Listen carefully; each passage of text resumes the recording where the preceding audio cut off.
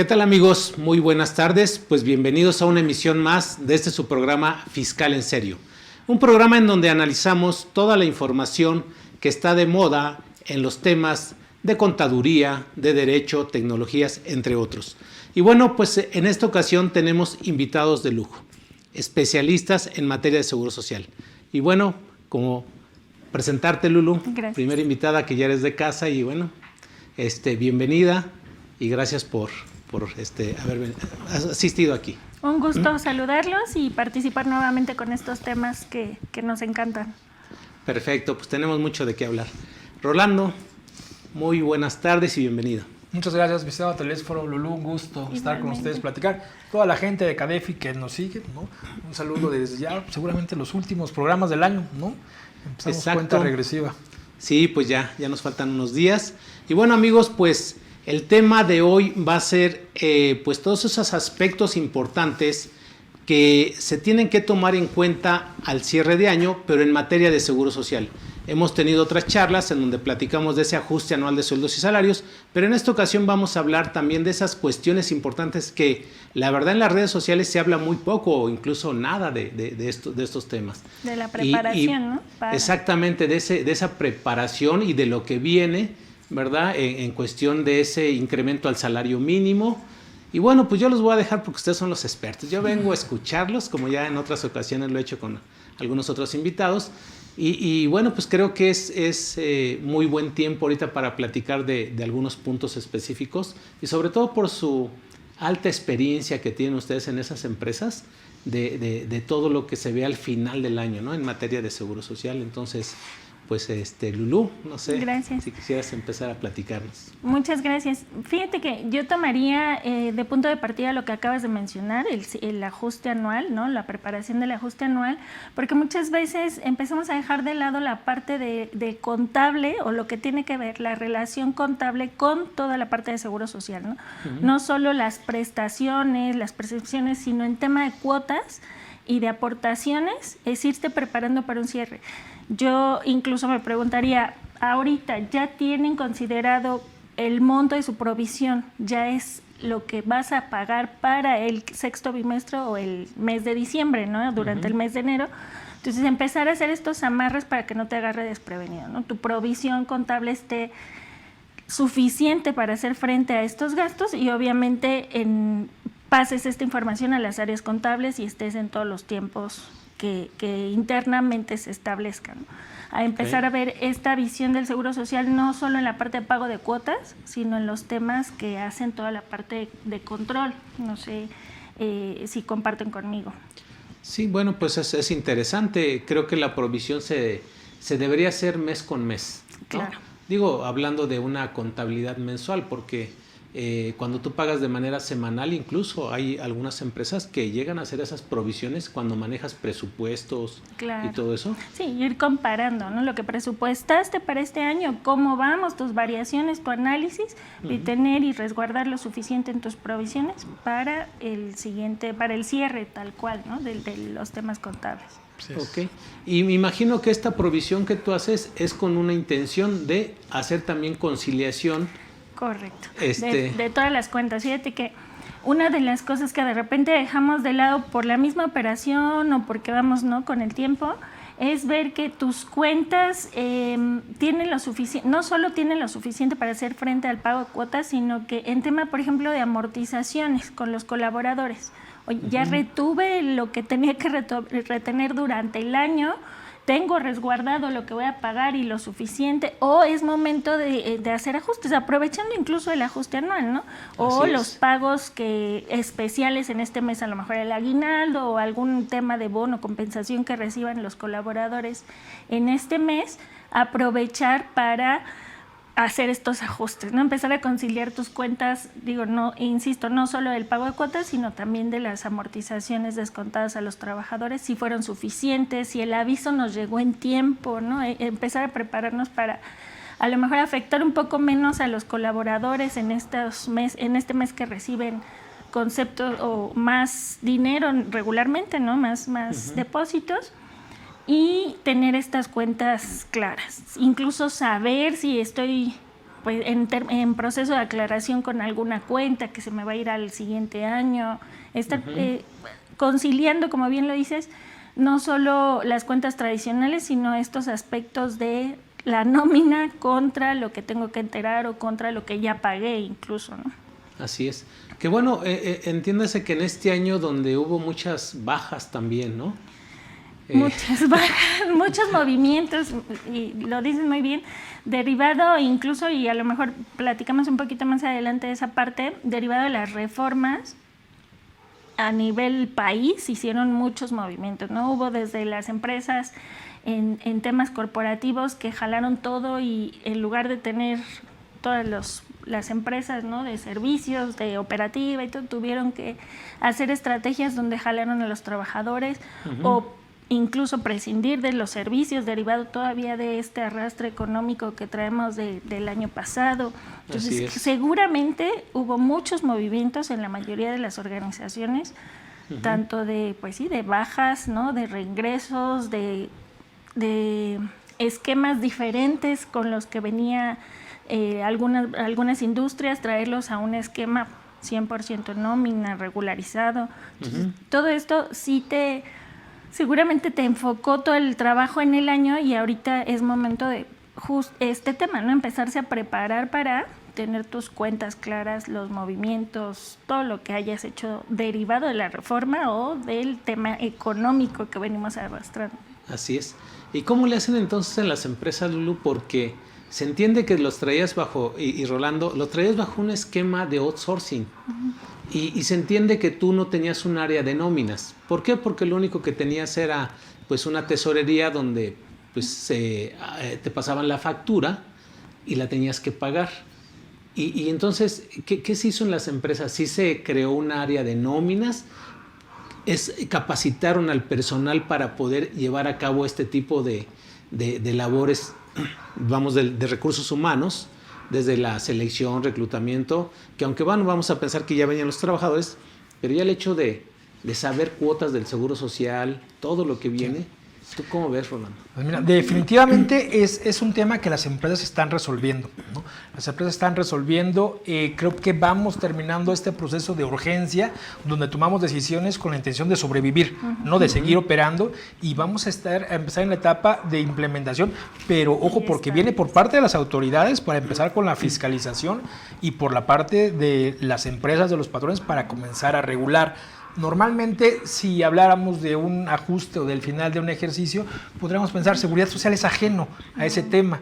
Las cuotas de seguridad social pues, se causan diario y las enteramos de forma mensual o bimestral con carácter de definitivo. Aquí no hacemos ajustes, no hacemos compensación. Entonces tendríamos que tener, justo lo comentaba Lulu, pues las provisiones, ¿no? Que revisar la suficiencia de las provisiones, los ajustes, justo el ajuste anual. Recordemos que todo este tema del ejercicio se deriva de las obligaciones que tenemos en materia de impuesto sobre la renta, ¿no? Ahí sí, un 1 de enero y un 31 de diciembre nos va a marcar todo el plazo. Pero si hablamos, por ejemplo, de IVA, de cuotas de seguro social, del propio Infonavit, aquí los periodos van siendo definitivos cada que hacemos un pago. Y justamente en este proceso en donde algunas de las compañías adoptaron, ¿no? Contrataron al personal que anteriormente tenían por outsourcing, tienen una carencia importante de expertise, de práctica, de sistemas, de procesos, de control interno para saber llevar una nómina. Es muy complicado y mucho más dinámico las acciones que requiere el personal para atender un área de recursos humanos. Creo que justamente estamos en ese inter de implementación de las compañías para poder atender estos temas, aunque si somos puntuales con lo que ya estaba en la ley, no podría haber empresas que no tuvieran alguien que estuviera atendiendo ciertas obligaciones con el Seguro Social y con el Infonavit. Porque estos trabajadores, ¿no? Y pensando en la generalidad, yo entiendo perfecto que habrá excepciones, las compañías tienen trabajadores, ¿no? Tienen trabajadores y podría tenerlos previo a la reforma, contratados directamente o contratados a través de un proveedor. Pero si estos trabajadores caían en el supuesto que conocemos en el anterior, ¿no? Supuesto que conocíamos de estar a disposición, había una responsabilidad solidaria. y había la obligación de hacer reportes, ¿no? De hacer reportes al Seguro Social, de hacer reportes al Infonavit. Y algo que creo que todos tendríamos que tener claro es que esta modificación de la que irremediablemente tenemos que hablar, que es el tema de subcontratación, no es un borrón y cuenta nueva. O sea, ahí van a permanecer esas obligaciones. Y justo este cierre del ejercicio es buen momento para dar cumplimiento y si no para dimensionar de qué tamaño es la bronca que traigo. Soy responsable solidario del incumplimiento de mis proveedores, de mis antiguos proveedores. Y si antes el Seguro Social y por supuesto el Infonavit no ejerció acciones en ese sentido, era por algo muy sencillo. No sabía quién con quién era responsable solidario con quién. Pero hoy que ante la bomba, ¿no?, de una modificación de esas dimensiones, todos levantamos la mano, somos subcontratadores, somos subcontratistas, respétame la prima del riesgo de trabajo, o yo no soy, o los contrato y regularizo el salario. El Seguro Social, por supuesto, que trae un trazo personal, no de compañías, ¿no? Saben, Rolando Silva trabajó aquí y estaba ganando 100 pesos y aquí ya lo pasaron con 110, no le aumentaron el sueldo, lo regularizaron. Y si el patrón que lo adoptó ahora con los 110 pesos dice, no, pues ya de aquí en adelante bien, este cuate ganaba 110 con anterioridad. Vamos viendo por qué no se los pagaban, ¿no? Si había subdeclaración, porque ahora sí te tengo identificado. Tú solito levantaste la mano. Entonces creo que va a ser una de las muchas acciones que tendríamos que estar tomando. Sí, en su momento creo que todas las empresas debieron haber consultado a los expertos, ¿no? Para poder tomar una decisión sana, bien.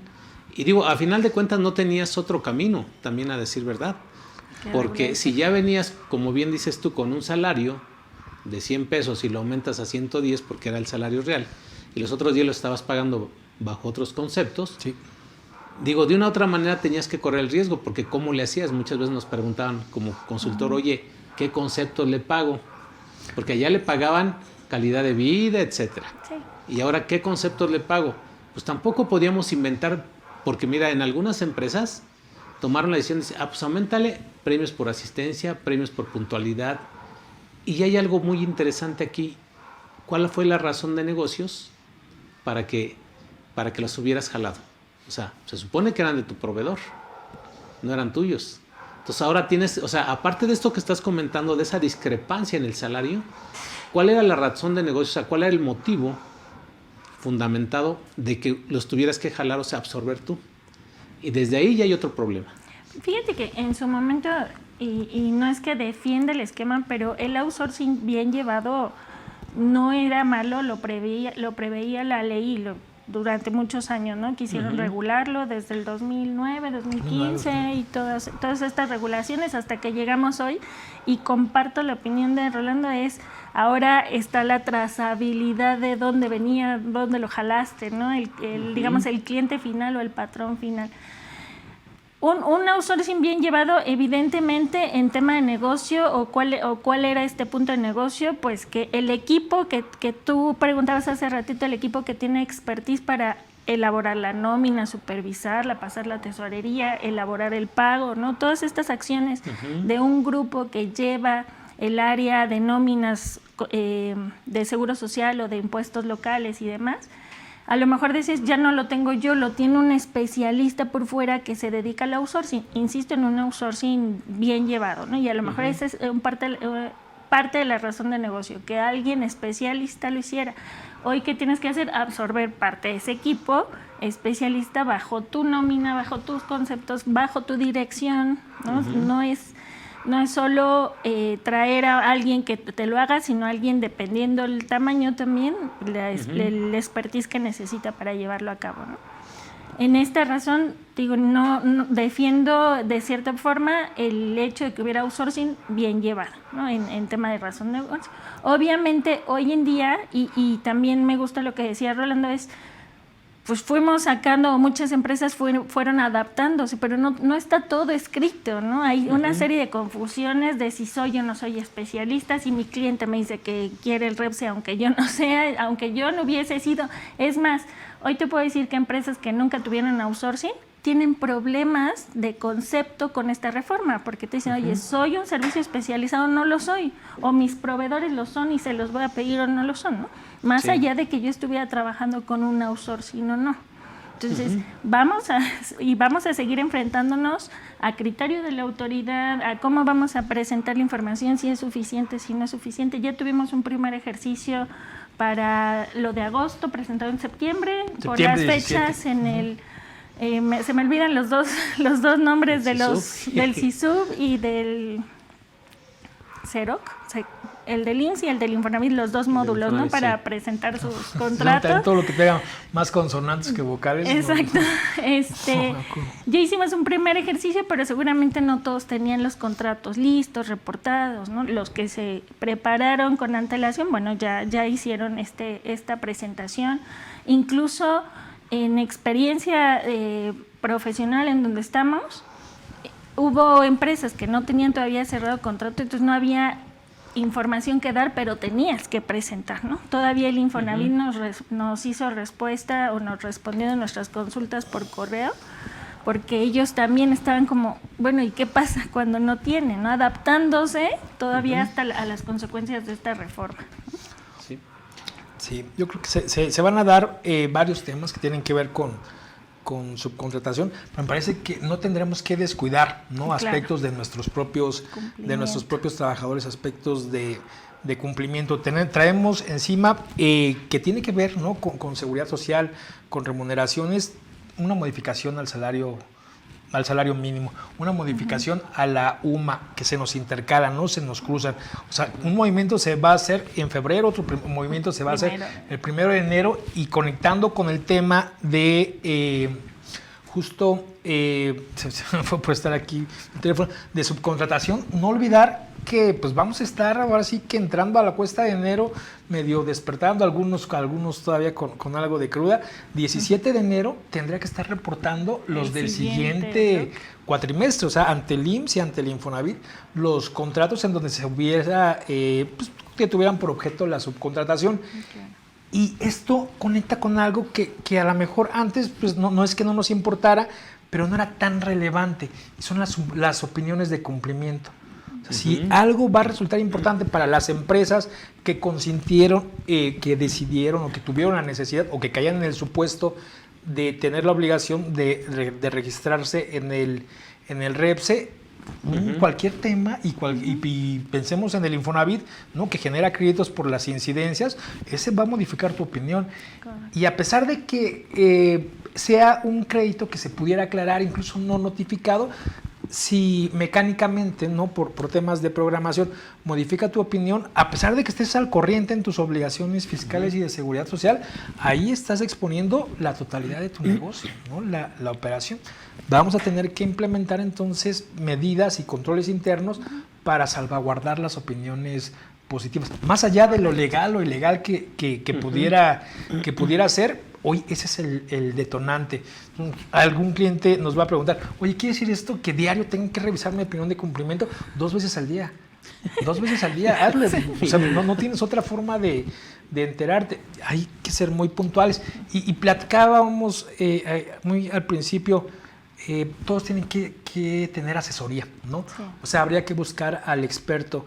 En México el trabajo en experto es caro, o sea, en realidad la asesoría es cara, y la mayoría de los patrones son microempresarios.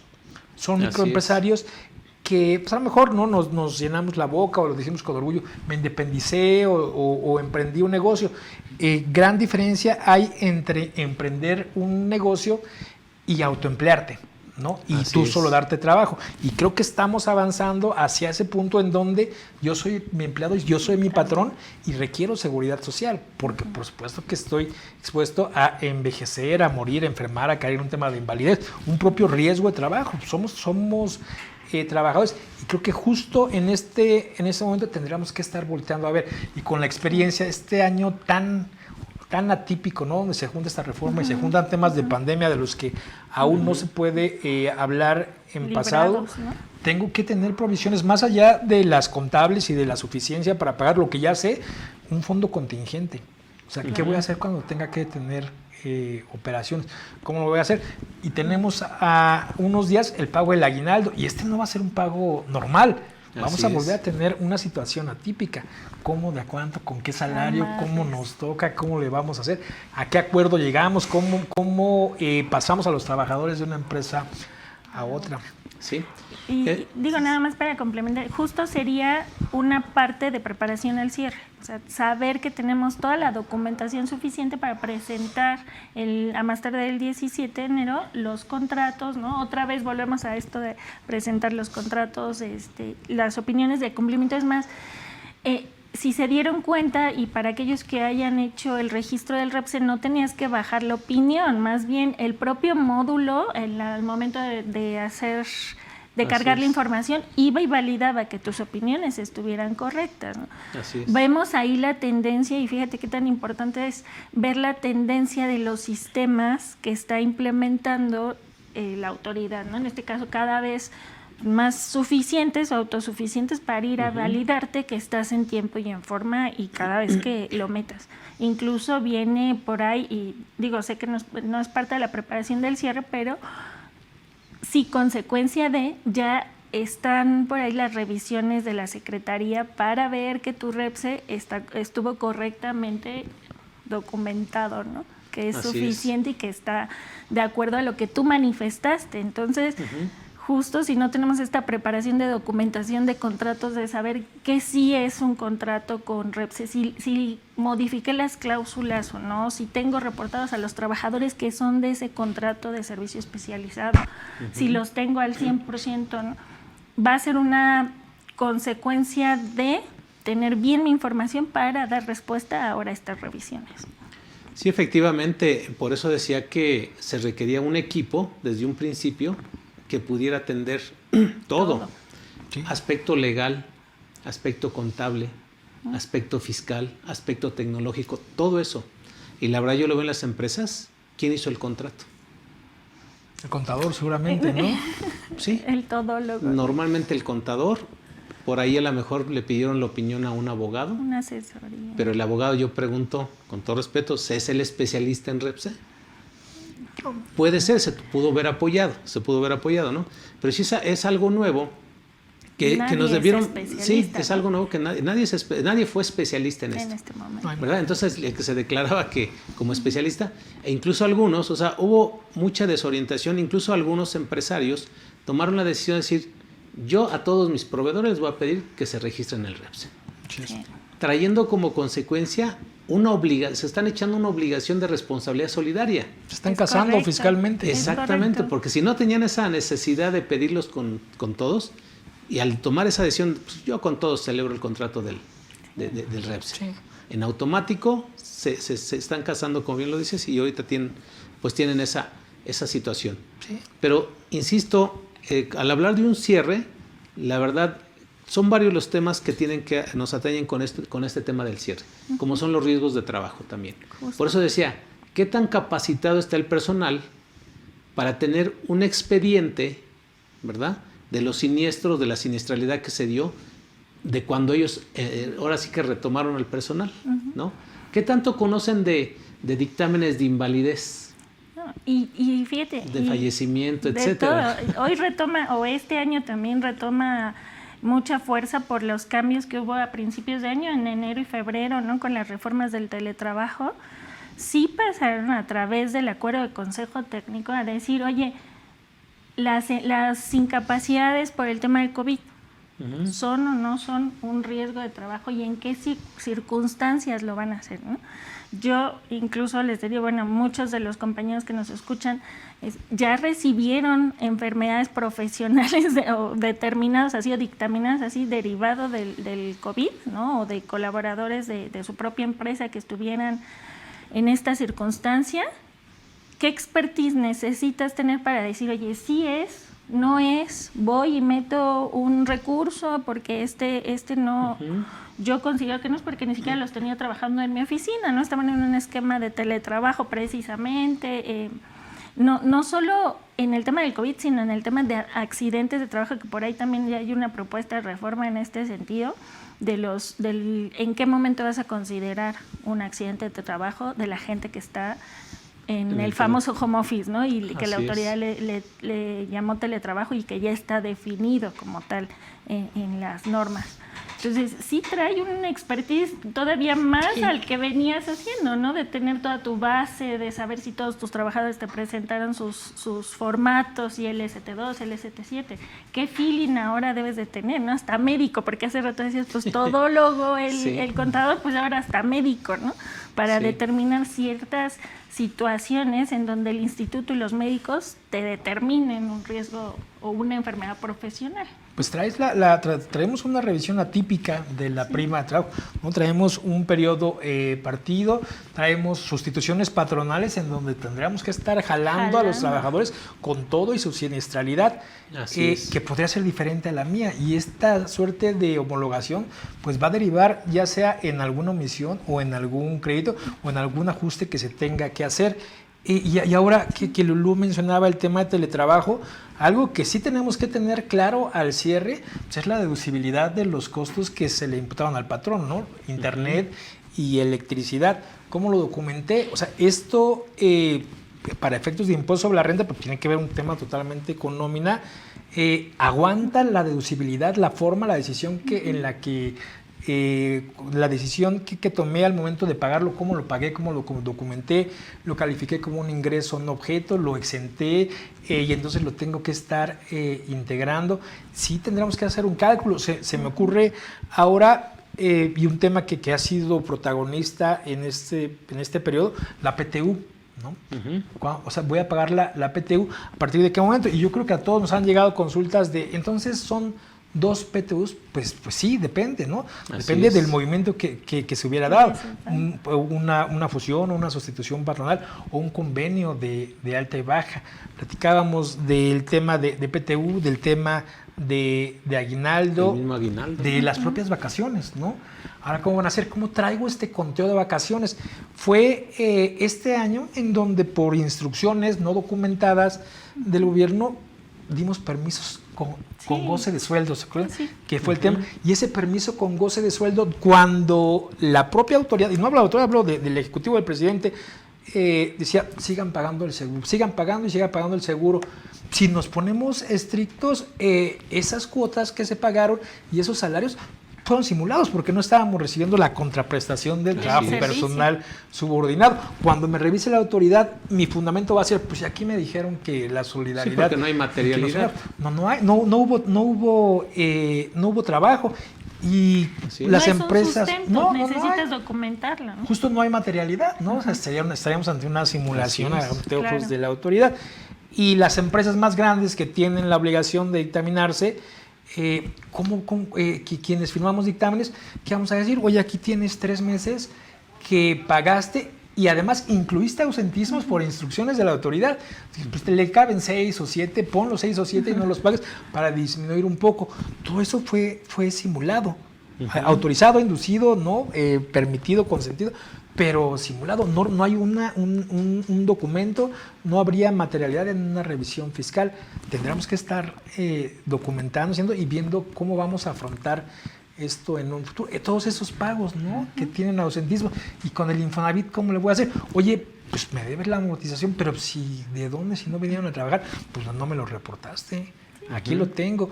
Un despido, ¿no? En estos casos en donde además con esta modificación donde se están modificando las juntas, ¿no? Para pasar a centros de registro y conciliación, todos los temas laborales que traemos. Y hablabas de las provisiones, pues vamos echándole número a todos los despidos injustificados que seguramente traemos que no nos han notificado por la saturación de las o que estuvo parado, porque cuánto tiempo estuvieron las juntas cerradas del año pasado en donde pues metían sus documentos o sus procesos por oficialía, pero no quiere decir que te informaba la autoridad local de inmediato al patrón, ¿no? Pero sí que empiezan a correr salarios vencidos. Los tiempos. Así es, sí, en las empresas definitivamente creo que no tienen este alcance todavía de dimensionar toda la problemática de lo que es tener esa relación laboral. Y ojalá no le estamos dando idea a la autoridad. Es increíble. O sea, en alguna ocasión yo hablaba, creo que por aquí estuvimos invitados, decíamos más de 80 obligaciones en materia de seguro social. Sí. Y regreso, ¿dónde están esas personas que están atendiendo esas 80 obligaciones en las empresas? Sí, y eso si no le sumas todas aquellas que son... Más todas las de laborales. Derivadas de... Con multas, digo, la NOM 035, el teletrabajo, todo, elaboración de un contrato, bien elaborado. Todo el tema sindical que ahora se nos viene encima. Exactamente, el cumplimiento ya está a la vuelta de la esquina de todo el tema de sindicatos. Yo creo que nos dejaron un poquito para resolver lo de la reforma laboral, pero el próximo año yo no descartaría que ya empezaran como a presionar, ¿no? Tenemos, si no mal recuerdo, el cumplimiento fue en octubre de 2019, tenemos en 2023 que ya estar con tu propio sindicato, con todos los establecimientos y los riesgos. Ya no podríamos ir en nuestro sindicato, ¿no? Sino el de los trabajadores. Sí, claro. Entonces ahora sí podríamos tener 1, 2, 3 o más sindicatos y creo que y esperaría, ¿no? Que confío que en eso redunde en no más sindicatos que los que vamos a modo, ¿no? de papel de protección. Parecería, y creo que sí, así que el voto directo y secreto de los trabajadores van a modificar muchas cosas. Y de nuevo, insisto, habrá empresas, ¿no? Habrá empresas grandes, empresas robustas que tienen la capacidad de aguantar, ¿no? De convivir con una vida sindical, pero el pequeño empresario, que decía, el contador, ¿no? Que sale y siempre buscamos la independencia y pongo un despacho y resulta que el único empleado que tengo está sindicalizado, ¿no? Y ese solito me puede, se me va el término de huelga, de hacer la notificación de... el emplazamiento. El emplazamiento, me puede emplazar a huelga y una de esas es válida, ¿y qué hago? ¿No? O sea, ¿cómo lo hago con el tamaño que tengo? Tengo un sindicato y entonces, o tengo 2 trabajadores y están en un sindicato diferente y me tengo que sentar yo sin ninguna experiencia a negociar un contrato colectivo. Es complejo. O sea, el tema de la negociación sindical es una rama derivada del derecho laboral en donde hay especialistas, de verdad especialistas, y que es carísimo. Y era carísimo para las grandes y ahora para los chiquitos. Y te vuelve, fíjate que en temas, y apuntándolo un poco también al tema de cierre, en esto de procesos, ¿no? ¿Estás preparado o ya estás haciendo los cambios que te derivan de todas estas circunstancias en tus procesos internos? Muchas veces en los especialistas incluso caemos, ¿no? En el tema de, oye, yo soy especialista en seguro social o nóminas. Pero ¿y quién hace los procesos? ¿Quién los documenta a necesidad de cuántas veces tengo que sacar la opinión de cumplimiento? ¿Qué me conlleva la administración de este tipo de sindicatos? Porque al final el tener 1 o más sindicatos te va a llevar a lo mejor a 1 o 2 o 3 tipos de nómina dependiendo, ¿no? ¿Y quién está revisando la generalidad? ¿Y quién está revisando si el salario base de cotización está determinado correctamente de acuerdo al contrato colectivo de trabajo? La razón de negocios de tener varias plazas. La razón de negocios, oye, me sirve, todavía es benéfico tener esta cantidad de trabajadores, ¿no? Y fíjate, ahí viene otra de las razones por qué lo tenías en un outsourcing, ¿no? Así es. No son malos, insisto, el outsourcing bien llevar no era malo, entonces esa parte de administración no la estabas viendo tú, le estabas pagando a alguien para que llevara esa administración, ¿no? Como no experto en... Así es, quizá había algunos, yo tomo como ejemplo algunos bancos que estaban bajo ese esquema de la subcontratación, ¿no? Y como bien dices tú, una subcontratación con empresas líderes en el mercado, transparentes, pagando el salario, pagando la PTU, pagando el aguinaldo, pagando las cuotas de seguro social. A mí me consta. Y la verdad, esas son a las que te refieres, que estaban haciendo las cosas bien. Pero pues hay las otras que definitivamente lo vieron como un negocio, ¿no? Mermando los salarios, mermando el seguro social, etcétera. Entonces, bueno, aquí a nuestros amigos la idea es de que hagan conciencia de toda esta, o sea, estamos hablando un poquito, nos falta mucho. Y no es que quisiéramos nosotros alarmarlos, pero la verdad, nosotros hemos vivido como especialistas esto, me incluyo, en las empresas, que aparte del sistema de nóminas, tenemos una serie de cédulas de control para todos los efectos, ¿no? Del cumplimiento de las obligaciones. Y nunca acabamos. No. Y bien lo decías, Lulu, ¿quién le da seguimiento a los procesos? Me recuerdo que en alguna empresa manejaban 6,000 trabajadores y 32,000 asimilados. Y tenían un control interno consentido, vamos a llamarle así. en los líderes de los grupos de los trabajadores, pues hacían, les llamo consentido porque pues les daban chance que hicieran lo que quisieran. Fíjate, 6,000 trabajadores. Entonces, cuando nos piden el apoyo en materia de riesgos de trabajo, me dicen, oye, pues nos están llegando requerimientos de riesgos de trabajo. Efectivamente, checábamos de que no se había presentado bien la declaración anual de riesgos de trabajo. Y cuando te metes a fondo, pues no se presentaba porque pues los trabajadores, los jefes de departamento pasaban los avisos de alta después de 15 días, los avisos de baja también entre 15 y 30 días, y no se presentaban en tiempo los avisos de alta, de baja. Entonces, obvio que para los días cotizados y pues, había un descontrol, etcétera. Entonces, a mí se me ocurrió ahí con nuestro equipo de consultores que era mejor entregarnos, por llamarle así, ante la autoridad. Es decir, en el mes de febrero, o sea, ya veíamos que en los últimos 3 años se trataba de presentar la declaración de riesgos de trabajo lo más correcto y lo más cercano que fuera. Y con todo y ello, ellos empezaban a pagar las cuotas de marzo, abril, mayo y hasta junio, julio, el Seguro Social decía, oye, te equivocaste. Ahí te va la multa, ahí te van las cédulas de diferencias. Y pues ya entre los 300,000, 200,000 que se pagaban por cada año de multas, recargos y accesorios, y dije, pues es mucho dinero, ya va $1,000,000 en 3 años. ¿Y sabes cómo se corrigió? Entregándose. ¿A qué me refiero esto de entregándose?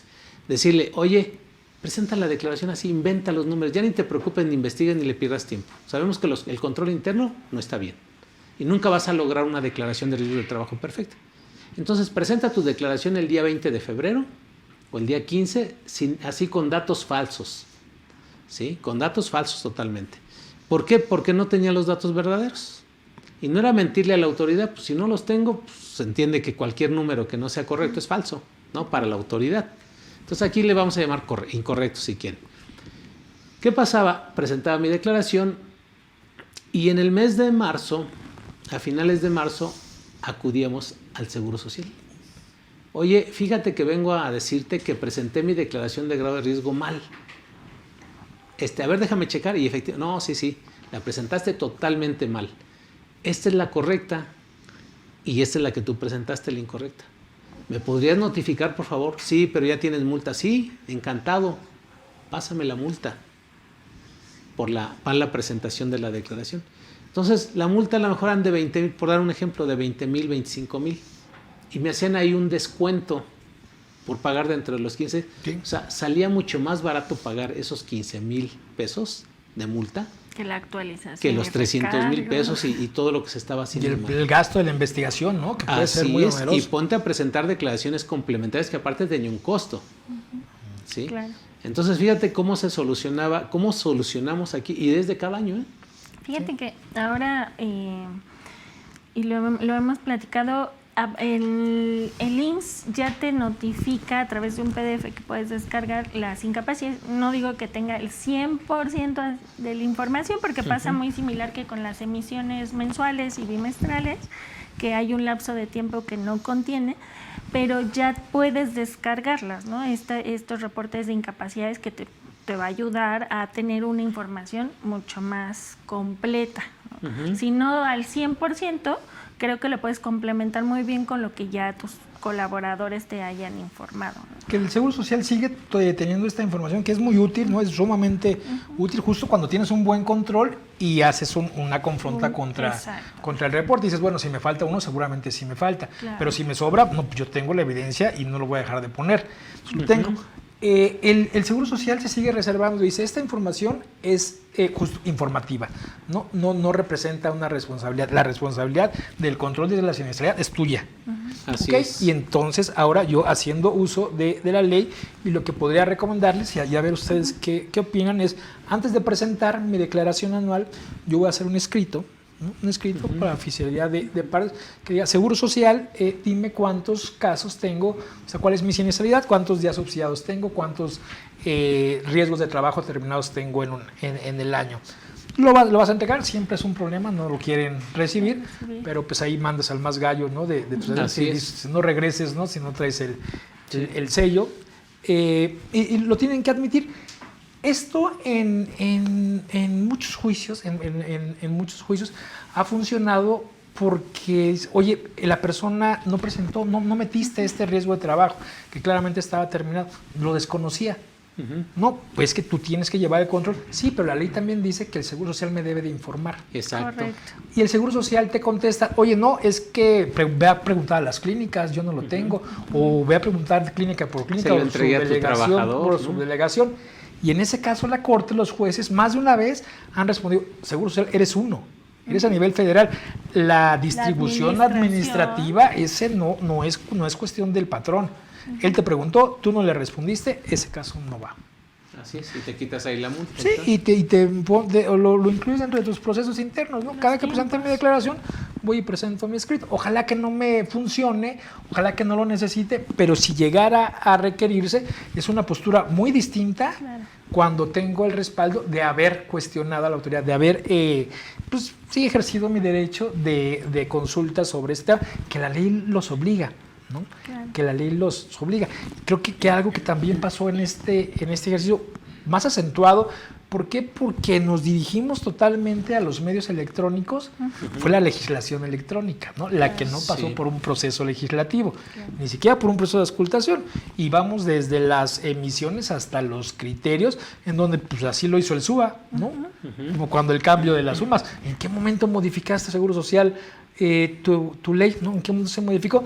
Es un mandato constitucional, es una modificación constitucional, sí, pero esa dice claramente que el Congreso de la Unión tendrá que modificar en el plazo de un año las leyes en donde se deba de sustituir la palabra salario mínimo o el término salario mínimo por el de la UMA. No lo estás haciendo. Claro. Y sin embargo, mecánicamente me lo impides. ¿Por qué? Porque ya no puedo darme de alta con un salario mayor cuando la ley lo dice. ¿Y qué sucede? Pues que nadie se pelea contra el SUA. Nadie va y demanda, oye, exijo mi capacidad, o sea, exijo mi derecho de poder afiliar a mi trabajador con más dinero. Eso ya no pasó, ya lo consentimos. Si tiene 2017, 18, 19, 20, 21, pues así seguramente ya está un tema de prescripción. Y habrá que revisar si parte de nuestro criterio y nuestro equipo, sobre todo quien se dedique a esto, están siendo capacitados por medios digitales, ¿no? Y no por los medios legales, porque nos pasa este tema de pues cuando llegué así lo hacían, o ahí dijeron, o en la tele dijeron, o el doctor X dijo, ante la duda pidan su REPSE, y resulta que ahora tenemos REPSES, unos que claramente dicen suministro de personal, ¿no? Y tienen su REPSE. Tenemos REPSES de personas físicas sin trabajadores. Tenemos REPSES que solicitaron no el proveedor, el cliente, porque parte de su proceso se realiza en las instalaciones de su proveedor, y ahora el proveedor le pidió el REPSE al cliente, y lo peor es que lo tiene, y lo peor es que celebraron un contrato y que ahora ¿qué CFDI le van a dar? ¿Cómo lo voy a hacer? Y si no lo reporté, este 17 de septiembre, que fue donde se tuvieron que haber celebrado todos los contratos, ¿no? No quedó un pedacito de abril, un pedacito de abril, los últimos. Abril, mayo, junio, julio, agosto, el 17 se publicó el 23 de abril. Sí, entonces ese pedacito, pues ahí estabas impedido para cumplir. Claro. O sea, se supone que tenías que ir dando información, pero el resto, y pongamos, no, ese pedacito, también nadie celebró un contrato en ese momento, ¿no? Ni sabíamos lo que iba a suceder. Pero esos contratos que se celebraron o que no se celebraron deberían de estar el día 17. Y ahí recordar que los reportes del IMSS no tienen esta característica de la espontaneidad para eximirte de la multa. O sea, si me llega el día 17, me llega el día 18, no es preséntalo antes de que te llegue la notificación. Ya tengo la multa. Y esa multa, ese incumplimiento, estaría modificando mi opinión del IMSS. Entonces, si no presento los contratos y tengo un REPSE, muy probablemente sin haber tenido ninguna necesidad ni ningún vínculo con el caso que se plantea, esté perdiendo, haciendo que mis clientes pierdan pues el derecho de deducir, de acreditar facturas cuando no sé qué en el caso. Y no es que no lo vayan a deducir o acreditar, es que no me van a pagar. Claro, no, porque además te lo cargan, o sea, es otro cargo de administración que tienes que llevar, de estar determinando si soy o no soy, si debo de deducir o no, de sacar esa partida o no, ¿no? Al final hubo, y clientes que recibieron recomendaciones de la propia secretaría, de autoridades de la propia secretaría, donde les dijeron, pues con que estén las personas 8 horas en tus oficinas en el lapso de un mes, ya es un REPSE. Sí. O sea, y entonces, ¿dónde está toda la materia de definir si hay una verdadera subordinación o no? No, claro. Eso ya pasó. O sea, resulta que ahora pasa a segundo término toda la norma de la Ley Federal del Trabajo, del Seguro Social, para decir, pues si estuvo 8 horas en tus instalaciones, entonces saca el REPSE. Y coincido perfectamente, ¿no? Vamos a tener empresas de todo tipo con REPSE. Incluso me tocó consultas donde me dicen, oye, pero es que yo soy, ¿qué servicio prestas?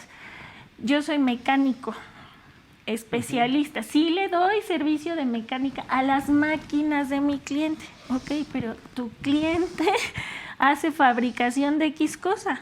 Es que me pidió el REPSE.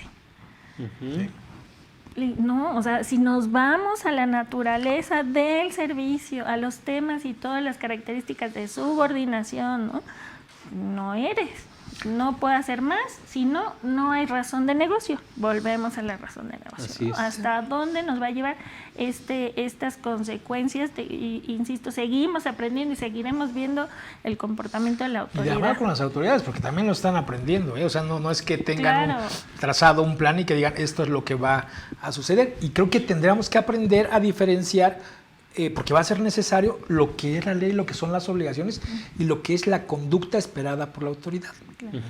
O sea, si tenía obligación o si la autoridad esperaba que lo hiciera. Y imagínense que hace algunos años nos hubieran dicho, va a haber una ley en la que si tú no tienes tus opiniones de cumplimiento del IMSS, del Infonavit y del SAT positivas, no te van a pagar. Nos hubiera dado mucha risa. No nos hubiera dado, es absurdo, es violatorio de todos los derechos. Hoy tenemos una ley en la que por gusto fuimos y nos inscribimos, porque recordemos que el REPSE no es para ningún tipo de autorización, es una matriculación, vas y te apuntas, ahora ya tienes tu REPSE, ahora ya te casaste con la obligación. Y resulta que si no tengo la conducta que la autoridad espera, que son opiniones de cumplimiento favorable, estoy fuera. Ya ni siquiera tendrían que hacer el tema de la suspensión de los certificados digitales o de los sellos. Tú solito veniste y te inscribiste, y solito fuiste y dijiste, y solito y fuiste a firmar tu contrato. A mí, ¿qué me reclamas? ¿No? Claro. Si tú te pusiste. Incluso estaba viendo que ahí en las autorizaciones habían despachos de contadores y de abogados. Están todos los que conocemos grandes, todo el mundo conocemos. Están y recomendando a sus clientes, no lo hagan, aguanten, no lo litigamos, pero con el REPSE. ¿Por qué? Porque va a llegar una factura y pues sabemos que no es una factura pequeña y le va a decir, pues no te pago. No te pago. Y ahora también para el cliente, cuando dices no te pago, no, pues está bueno, ¿no? Entiendo el tema de los efectos fiscales, pero a ti, ¿quién te facultó para incumplir un contrato? ¿Qué vas a hacer con eso? Entonces tú vas a acumular ese dinero, o sea, es un ingreso para ti, yo lo mando como incobrable, o sea, y me lo hago deducible, ¿o por qué no me vas a pagar? O sea, un tema son los efectos fiscales y el otro el compromiso que tienes de remunerar el servicio que ya te presté. Y aquí de nueva cuenta vuelven a tomar fuerza los contratos. Esa legislación que falta, esos tratos en los que nosotros se tienen que ir regulando a través de contratos especializados. Y contratos que ya tenías, o sea, contratos preexistentes que te están pidiendo renegociar en términos de esta reforma, ¿no? O cambiarle clausulado al contrato. Y tocabas hace rato un tema muy importante. Ahora, la responsabilidad solidaria ha existido desde hace mucho tiempo, ¿no? Ellos mismos están pidiendo a gritos esa responsabilidad solidaria cuando te exigen un registro, ¿no? Así es. Ya veremos los créditos fiscales. Te digo, ya veremos, porque cuando llega un crédito fiscal que no puedes cubrir a lo mejor en tiempo o se te traspapeló y no lo cumpliste. ¿Cómo van a ir a repercutir a tu cliente ese Pues ya entra en seguridad social, ¿no? Aunque no lo requieran, ¿eh? O sea, hay una omisión y puedo indistintamente ir con los dos. Con el cliente. Y puedo ir con el más grande, con el más visible, con el que sé que tiene la liquidez. No voy a ir con el chiquito. Exacto. Entonces, ¿en qué se está? Yo creo que es buen momento. Este mes de diciembre, aunque ya quedan pocos días, es buen momento para que los amigos que nos están viendo toman en cuenta esto que estamos platicando, digo, esa transición, pero sobre todo darles ahí algunos tips, como en el caso de revisar con base en qué hicieron la integración del salario base de cotización. En esta transición, ¿no? ¿Qué contratos tomaron como base? Contratos individuales de trabajo o tabuladores para poder integrar ese salario base de cotización. Y voy a esto, porque en el mes de enero, en los primeros 5 días hábiles, tenemos una obligación de presentar los variables y seguramente algunos patrones pues van a querer echar en esa cajita feliz algunos conceptos que dicen, oye, es que nosotros pagábamos tanto y pues vamos a echarle un poco más ahí a ver qué sale, ¿no? Entonces creo que sí, eso se debe tomar mucho en cuenta, porque simplemente, ¿qué pasa con aquel fondo de ahorro que ya venía con el outsourcing desde el año pasado, diciembre o noviembre, y que ahorita se tenía que pagar en este bimestre, ¿no? O sea, estás entregando un fondo de ahorro que es mitad de allá, quizá, y mitad de la empresa. Sí, ahí tendrías que ver exactamente qué estrategia llevaste, con qué negociación con el colaborador, a qué negociación con el colaborador llegaste, si se finiquitaron ese tipo de conceptos, ¿no? Porque a lo mejor yo ya no los podía llevar, porque ya no tengo el instrumento. Pero en algunos, la mayoría, por lo que vi, hicieron la sustitución patronal. No necesariamente, yo creo que no, también... Pero en algunas que yo escuché, algunas hicieron sustitución patronal. Entonces es obvio que al hacer una sustitución, pues todo queda igual, nada más cambia de estafeta, ¿no? Sí, te digo, y sí los puedes indemnizar esos conceptos, o sea, sí los podrías haber finiquitado aunque hicieras la sustitución patronal. ¿Por qué? Porque puede ser que ese concepto ya no lo voy a dar, o sea, sí tenías oportunidad de negociar algunos conceptos y ya no, en esta nueva empresa... Pero por la autoridad, ¿no? Exactamente, pero finiquitado al 100%. O sea, de indemnizado, como un descuento injustificado, pero ese pedacito. Es correcto. ¿no? Te voy a dar los 3 meses o los 20 Lo que pasa días. es que, ¿sabes qué? Ahí viene la ley del impuesto a la renta que tiene un candado. Que esto, claro, que ese fondo de ahorro se debe entregar al término de la relación laboral o una vez por año. Depende, pero así depende de tus políticas, ¿no? Uh-huh. Sí, no puedes, o sea, el retiro es una vez al año para cumplir con ambas normas, porque la ley del Seguro Social te permite dos retiros, ¿no? La ley del impuesto sobre la renta solo uno, pero depende mucho de que, imagínate que lo traías administrado por un tercero, uh-huh, y al hacer este cambio de colaboradores en la nueva razón social o en la razón social que prevalece, no tienes este contrato con el tercero. Y no es que esos contratos los cierres de un día para otro, ¿no? Tienen toda una investigación financiera, porque estás hablando a lo mejor de una institución de casa bolsa, de inversiones, etcétera. Entonces, no tienes que resolver de reconocerle esa prestación al colaborador con una administración a lo mejor in-house, y la parte que la administraba aquel tenía con otra razón social. O sea, esa obligación no se pasa a tu nuevo patrón porque es un tercero, estás hablando de un tercero, sí. ¿no? O sea, no es tan fácil como decir, pues ya hice sustitución y todo te lo voy a pagar igual. Es que etiquetamos de sustitución patronal cualquier movimiento que hubiéramos hecho, uh-huh, pero en teoría la sustitución patronal no es un derecho del patrón, ¿no? O sea, no es un derecho del patrón, es un vehículo para poder proteger y reivindicar los derechos del trabajador, y teóricamente debería de ser, esta empresa ya no es mía, ahora es de alguien más, y pasa con todo y todo, que no fue la realidad. Lo que hicimos ahora fue pues traerte a tus trabajadores. En realidad la figura de la sustitución patronal no correspondía, simplemente porque el objeto, ¿no? El objeto de mi proveedor pues era la prestación de servicios. Claro. La mía es la de panadero. Eso no fue una sustitución patronal. No enajenamos activos con el propósito de darle seguimiento al giro. Le pusimos ese nombre, sí, porque en ese nombre sería transparente y lo dice el perfecto. Sí. No, pues es lo mismo. Claro. Pero en este cambio, que pudo haber sido una fusión, una disolución, una liquidación, pues sí, los trabajadores los pasé a través del vehículo de la sustitución patronal, pero el resto de las obligaciones pues, se tienen que atender en lo particular. A lo mejor él dice, yo no te presto el servicio a ti, uh-huh, ¿y qué nos va a quedar? Pues que lo vamos a liquidar. Uh-huh. Así es. O no, yo tengo un rato contigo por un año, y ¿cómo ves que te sanciono si lo cortamos? Hay una pena convencional, y entonces tendremos que estar evaluando. De estos va a haber Sí. Y es parte mucho de esta administración y como hemos estado hablando, ¿no? De esta administración del cierre. Pudo haber escenarios donde el outsourcing o el prestador de servicios de personal sí era dentro de tu grupo, pero a lo mejor ese outsourcing le prestaba servicios a 100 compañías más, con mecanismos, con modelos, con sus propios proveedores, ¿no? Estamos hablando evidentemente de un ente económico independiente que nos une esta relación de negocio, de prestación, o nos unía esta relación de negocio, ¿no? Al final sí, yo le estoy reconociendo al colaborador a través de un nuevo contrato, un adendum a su contrato, dependiendo la situación que se haya dado, todos los beneficios que traía, pero insisto, habrá beneficios que yo no te voy a poder hacer frente y podré liquidar o no.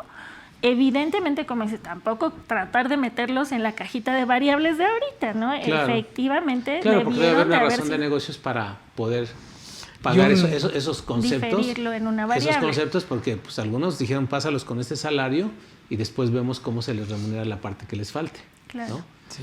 Entonces sí hay esa gran problemática. Por eso yo decía, hoy es un mes en donde tenemos que retomar desde la fecha en que se hizo esa sustitución patronal, ¿no? Pero no olvidando todo lo que se tenía con el proveedor. Claro. Porque también de ahí tomar una buena decisión, hacer una buena consulta con especialistas, con abogados, porque como dijimos, no hay especialistas, pero hay que ver quién es el más acertado. ¿Por qué? Porque todas esas prestaciones, ¿cuál es la razón de negocios? Porque pues allá tenías varios conceptos en la outsourcing. ¿Cuál es la razón de negocios para seguir pagando esos conceptos acá contigo? ¿No? ¿Eso te permite mayor ganancia? Pues obvio que no, salvo que se pueda demostrar lo contrario. Decir, mira, ya al regresarlos, ya estando en la formalidad, me está permitiendo que los trabajadores tengan más confianza, están produciendo más. O sea, que realmente se compruebe que efectivamente eso está trayendo como razón de negocio un beneficio económico, ¿no? Para la empresa y también para el mismo trabajador. Y ahí súmale todos los temas de previsión social, que cuando llegue el SAT, y yo estoy seguro que esa es su postura, porque si se dan cuenta, no hay declaraciones del SAT respecto a su contratación. No las hay, no hay, y no ves a un funcionario diciendo, háganle así, o le vamos a hacer de esta forma. Incluso con el tema de teletrabajo, dijo, pues la autoridad no ha definido. Pues si tú eres la autoridad, ¿cómo que no te ha definido la autoridad? No, y la misma autoridad está orientando mal. Mira, está generando la conducta que ellos esperan. Estaba viendo un video de la Secretaría de Trabajo, estoy suscrito al canal de la Secretaría de Trabajo y Previsión Social, y hace 2 días se da a conocer a través de un video el incremento del salario mínimo, ¿no? Y dice ahí un licenciado, no voy a omitir el nombre, dice el licenciado que la prima de antigüedad se tiene que pagar con el tope de las 2 sumas. O sea, digo, cuando pues no lo vamos a discutir ese tema, a nuestros amigos no los vamos a confundir, les hemos dicho, oye, la prima de antigüedad se tiene que pagar con el tope máximo de 2 salarios mínimos, ¿verdad? De la salario mínimo general de la zona geográfica, porque hay 2 salarios también, ¿no? Entonces, por ahí, digo, un argumento similar a esto, lo comentaba hace ratito con Rolando, la cuestión de las pensiones. O sea, como si el salario mínimo sirve para remunerar. O sea, cuando una persona se le contrata, mínimo se le debe contratar con el salario mínimo, ¿no? Para afiliarlo al Seguro Social, mínimo lo debes afiliar con el salario mínimo, no lo puedes afiliar con UMA ni nada de eso. Entonces, sí, ya sabemos que las sumas se utilizan para topes, ¿verdad? Para topes en materia de multas, de infracciones, sanciones y todo eso, cálculo de cuotas y todo. Pero para estos efectos, sí dejar en claro que en la prima de antigüedad e incluso en materia de pensiones hay una buena noticia, ¿sí? Y a todos nuestros amigos que nos están viendo, y si tienen algún familiar que está a punto de pensionarse en este mes, Ley 73, ¿verdad? Ejemplo, tengo 600 semanas cotizadas conforme a la Ley 73, tengo 60 años de edad y estoy dado de baja hace 2 o 3 o 4 meses. ¿Ok? ¿Eres candidato a la pensión? Sí. Sí, porque pues vamos de manera genérica, cumples con los requisitos, ¿no? Oye, y me recomiendas de que pues ya me pensione, pues tienes 60 años, con eso pues es entrarle a la modalidad 40, pagar 7,000 pesos mensuales, que muchos de nuestros amigos ya han escuchado por ahí esto de la modalidad 40, que hay que hacer una inversión, ¿no? Y que cuando volteas, pues el trabajador no tiene los recursos, porque la verdad esto del del hábito del ahorro, pues casi muy pocos lo llegan a hacer, prepararse para la vejez. Claro. Entonces, no tienes los 7,000. Entonces tú tomas la decisión de decir, bueno, pues ¿qué hago? El que no te quiera asesorar bien te va a decir, pensiónate ahorita, pues ya no te queda de otra. Yo le diría a esa persona, aguántate de aquí al 2 de enero. Año. No, aguántate al 2 de enero. ¿Por qué? Porque el 2 de enero viene el nuevo salario mínimo. La diferencia, digo, por ahí ya hice todas mis corridas 2022, la diferencia son 1,000 y tantos pesos de incremento por aguantarte 15 o 20 días, ¿no? Te conviene más esperarte, en este caso que estoy poniendo, de que ya alguien ya sea candidato a pensionarse y que le urja la lana, aguántate. Pues porque no el 73 se actualiza conforme al salario. Así es. O sea, a todos nuestros amigos, si quieren saber cómo se calcula la pensión, ley 73, es muy sencillo. Multiplicas el salario mínimo, que es de 140.70 ahorita, ¿no? 140.70. Eso lo multiplicas por 365 días. Lo voy a decir así lento para que lo anote, ¿no? Salario mínimo, 140.70 por 365 días. Eso te da el salario mínimo elevado al año. Lo divides entre 12 y te da una cantidad como de 4,300 y tantos, ¿sí? Y eso se actualiza por un factor que fue publicado por ahí en el 2001, es decir, las pensiones se les va a incrementar con un factor que es del 1.11. Entonces, esa pensión que ahorita, y que lo chequen ante el Seguro Social y donde quieran, porque yo tengo varias resoluciones de pensiones, son 4,784 pesos. Entonces, salario mínimo lo elevas al año, lo divides entre 12, te da el promedio mensual y lo multiplicas por 1.11. Entonces, ¿qué va a suceder con esto que estoy comentando, esta premisa? Entonces, espero a que entre en vigor el salario mínimo 2022, que es de 172 pesos y fracción, ¿sí? Lo elevas al año por 365, lo divides entre 12 y lo multiplicas por 1.11. Te va a dar 5,800 y tantos pesos. Suena más bonito, 5,800 a 4,784, pues me aguanto un mesecito, que seguramente me conviene, porque del aguinaldo me van a dar cualquier peso, ¿no?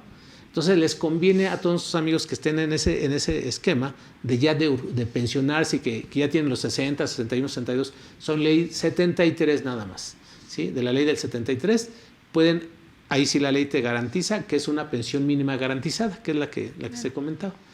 Entonces, esperarse un mes y tomar esa opción. Pues ¿no? ¿Eso es por el decreto del 2001? Así es.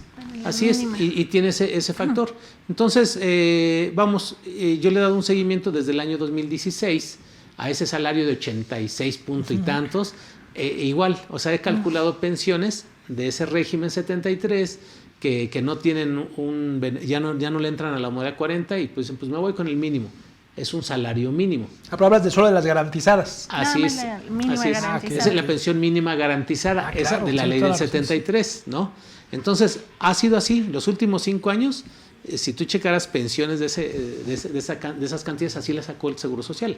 Sí. Pero son con ciertas características de esas personas que tienen 500, 600, porque aquí 700. Tiene más del mínimo es el 11 directo, ¿no? El 11%. Así es. Sobre su cálculo. Así es. Y que alcanzaban una pensión de 2,000, 3,000 pesos. Le dijeron, no, yo gobierno te garantizo la pensión mínima garantizada, que es un salario mínimo. La otra es multiplicarlo, el salario mínimo por 30.4 por 1.11 te da casi el monto de la pensión, ¿no? Entonces yo tengo varias resoluciones que he ido recopilando de cómo se calculan las pensiones de esos trabajadores con pensión mínima garantizada, régimen 73. Aunque ahora régimen 73 y con el cambio del año pasado y en el caso justo en el que hablas de una pensión mínima garantizada, que es el término de la ley anterior, habrá que hacer la comparación con la del 170 actual. Así porque en una de esas te toca una garantizada mayor, ¿no? Así es. Ahí tiene que ver pues, las semanas que traías y el promedio de los salarios de toda tu vida. Y aquí si es 1, 2, 3 o 5 veces la UMA, no, alguna de esas te quedas con 8,000, ¿no? 8,000 y algo, 9,000 pesos como garantizada. Yo creo que es el único caso en donde tendrías que tomar una decisión sobre qué régimen te conviene más, ¿no? Cuando hace poco decíamos a ojos cerrados ley 73. Sí. Bueno, las garantizadas. Fíjate, yo en mi opinión considero, aunque me salí un poquito del tema, considero que sigue siendo recomendable que te pensiones con la ley del 73, todos aquellos que se dieron de alta antes del 1 de julio de 1997. ¿Por qué? Un poquito por seguridad, porque es el gobierno el que te va a garantizar esa pensión. No tu bolsa, no tu fondo. Y no acá tus recursos, porque en una de esas te dan la sorpresa, ya se acabaron tus recursos. No, de hecho eso va a pasar, jamás va a ser suficiente. Y se acabaron y ahora ya te voy a dar con la pensión mínima garantizada de las nuevas tablas que salieron para 2023 y todo eso. Y bueno, pues vas a vivir con esta parte. Van a salir a lo mejor perjudicados. Sí, de todo van a tomar el dinero de tu Afore y hasta donde alcance. Claro. Y después de eso, ahí está el fondo que lo trae, de hecho, lo monitorea la Secretaría de Hacienda, lo calcula el Seguro Social, y el Seguro Social tendrá que voltear a decir, ¿sabes qué? Todos los que ya se acabaron sus fondos de la Afore y hay que seguir pagando estas garantizadas, pásame tanto. Y ese es el procedimiento. Sí. ¿Y no crees que hablando de estos 2 últimos años, seguramente la tendencia a la pensión fue mucho más alta que en otros años, ¿no? Dadas las circunstancias, orillados o no, yo creo que los colaboradores mismos que estaban en ya pegándole al término, ¿no? O a tener los requisitos, subió la demanda de... Nos vamos a traer una charla de pensiones porque está muy interesante ese tema, para que todos nuestros amigos sí sepan. Ahí pues con toda nuestra experiencia de decirles, oye, pues así se calcula, incluso ponerles ahí algunos gráficos para que vean esas diferencias, ¿no? Claro. Sí, a todos nuestros amigos vamos a pasar a unas preguntas, pero también algo bien importante, sumamente importante, es un salario mínimo que hoy en día paga una cuota del Seguro Social con la prima mínima, ¿sí? 2021. No traigo ahorita el monto, pero sí traigo el incremento. Sí, 21. El incremento entre 2021 y 2022 es de 177 pesos por mes. O sea, un promedio de 2,300. O sea, hice toda una corrida de decir, oye, vamos a pensar que tú, Rolando, tienes 10 trabajadores de salario mínimo y estás provisionando, estás pagando tus cuotas y has cuidado mucho tus riesgos de trabajo, que estás pagando prácticamente las cuotas mínimas, ¿no? Que vamos a ponerle un número que a lo mejor son 1,300 pesos mensuales. ¿Va? Ahora, con el nuevo incremento del salario mínimo, te voy a dar la noticia que por cada trabajador vas a pagar 2,300 pesos al año más. Al año, 2,300. Por 10 trabajadores que tienes son 23,000 pesos. Tú dime si aguantarías esa nueva carga, o sea, esa inflación de 23,000 pesos pagando salarios mínimos en 10 trabajadores. Difícilmente, ¿no? Si estoy pagando salarios mínimos es porque mi producción es muy corta, ¿no? O sea, mi utilidad tendría que ser muy corta, difícilmente. Fíjate, o sea, es un gasto que el gobierno no lo pensó. Dijo, se incrementa el salario mínimo, el objetivo que ellos tienen, la Secretaría de Trabajo y toda la Comisión Nacional de Salarios Mínimos, el incremento al salario mínimo es para que haya un mayor, ¿cómo le llaman esta? Capacidad adquisitiva. El poder adquisitivo de los trabajadores de menores ingresos y puedan a su vez consumir más y a su vez provocar ventas de los demás. O sea, la circulación de la economía. No lo pensó, o sí lo pensó, porque también hablemos de un término mucho más en el cual la gente que está ganando ese salario mínimo está muy contenta, ¿no? Sin ver las consecuencias que trae todo esto en sus propios cálculos, en sus propios alcances, ¿no? El estar desindexando, que le llaman, ¿no? El salario tanto respecto de la UMA, a lo mejor la naturaleza para tema de sanciones no era una mala idea, pero estamos volteando a ver efectivamente todo el panorama económico que se va jalando detrás de esto, ¿no? Y que convenientemente para algunos mecánicas o para algunas obligaciones está el salario mínimo y para otras están buscando. Y la verdad es que, como pero dices, habría que tener... Yo no estaría en contra del incremento al salario mínimo, quizá pudiera ser hasta más, pero también hacer una adecuación en esta parte de las cuotas. ¿Por qué? Porque a los patrones, ya en 5 años, por eso está toda la informalidad, ¿sí?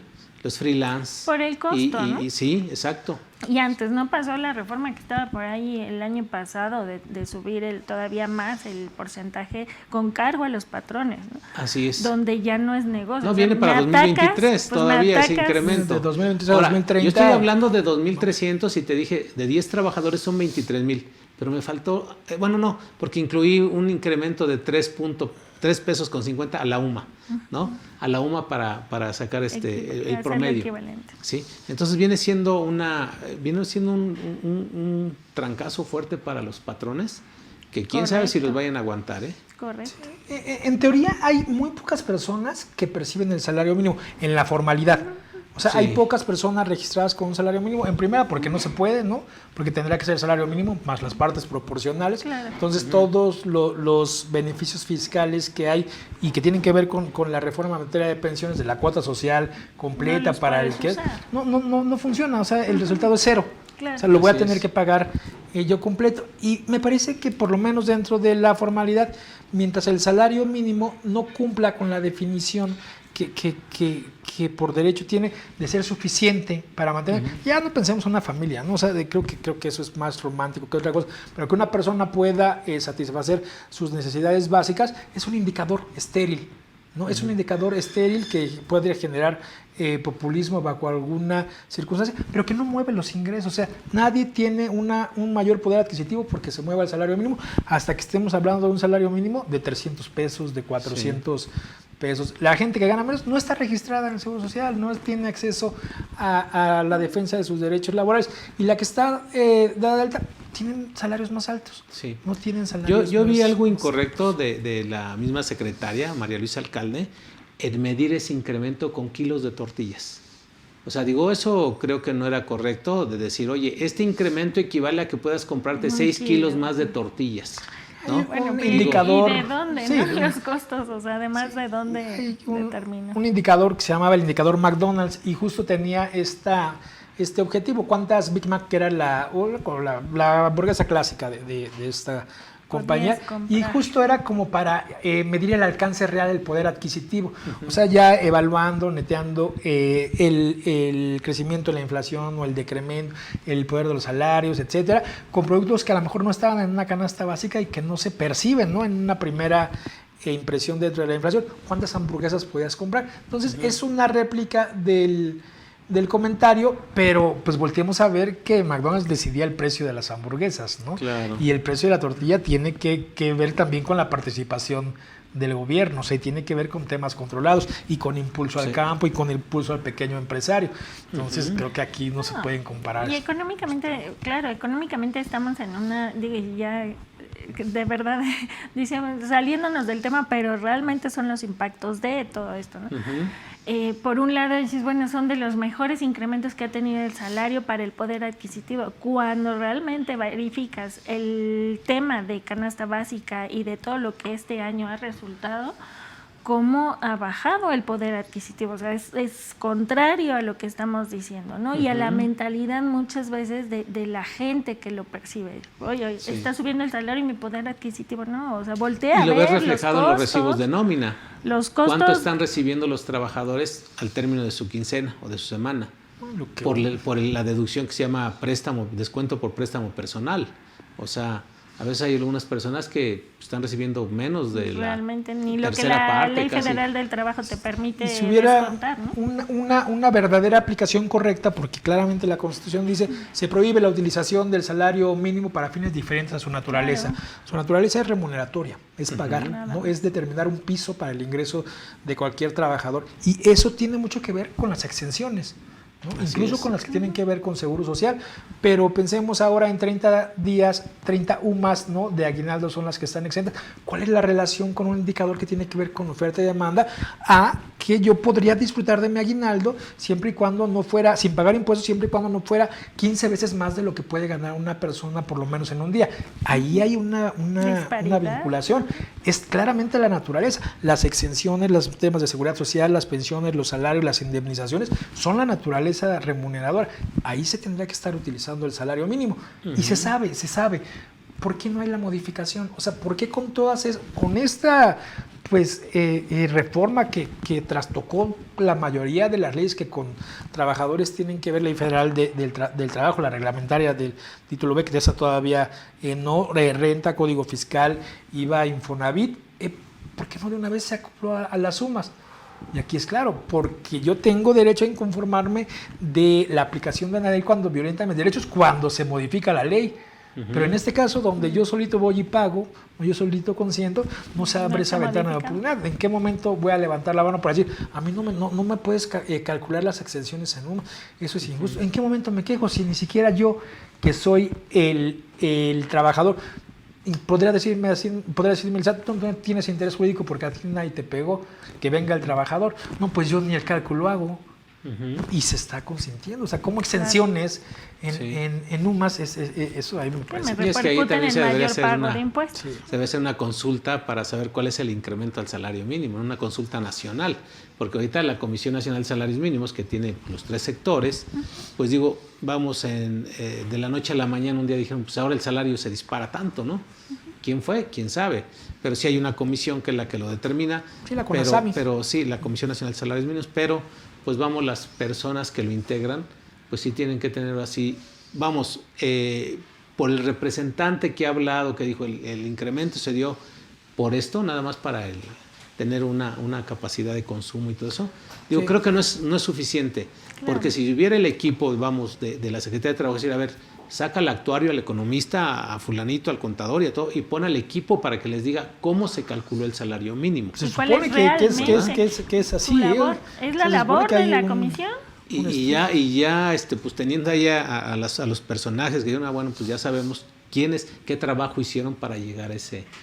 Sin embargo, bueno, pues cualquier persona puede tener acceso a la información de saber cómo se llegó a ese número. Lo que yo no sé, y si también la tabla del subsidio al empleo se mueve en esos términos, o si vamos llegando a donde una persona que tiene un salario mínimo pues ya ni siquiera recibe la mayor cantidad de subsidio al empleo.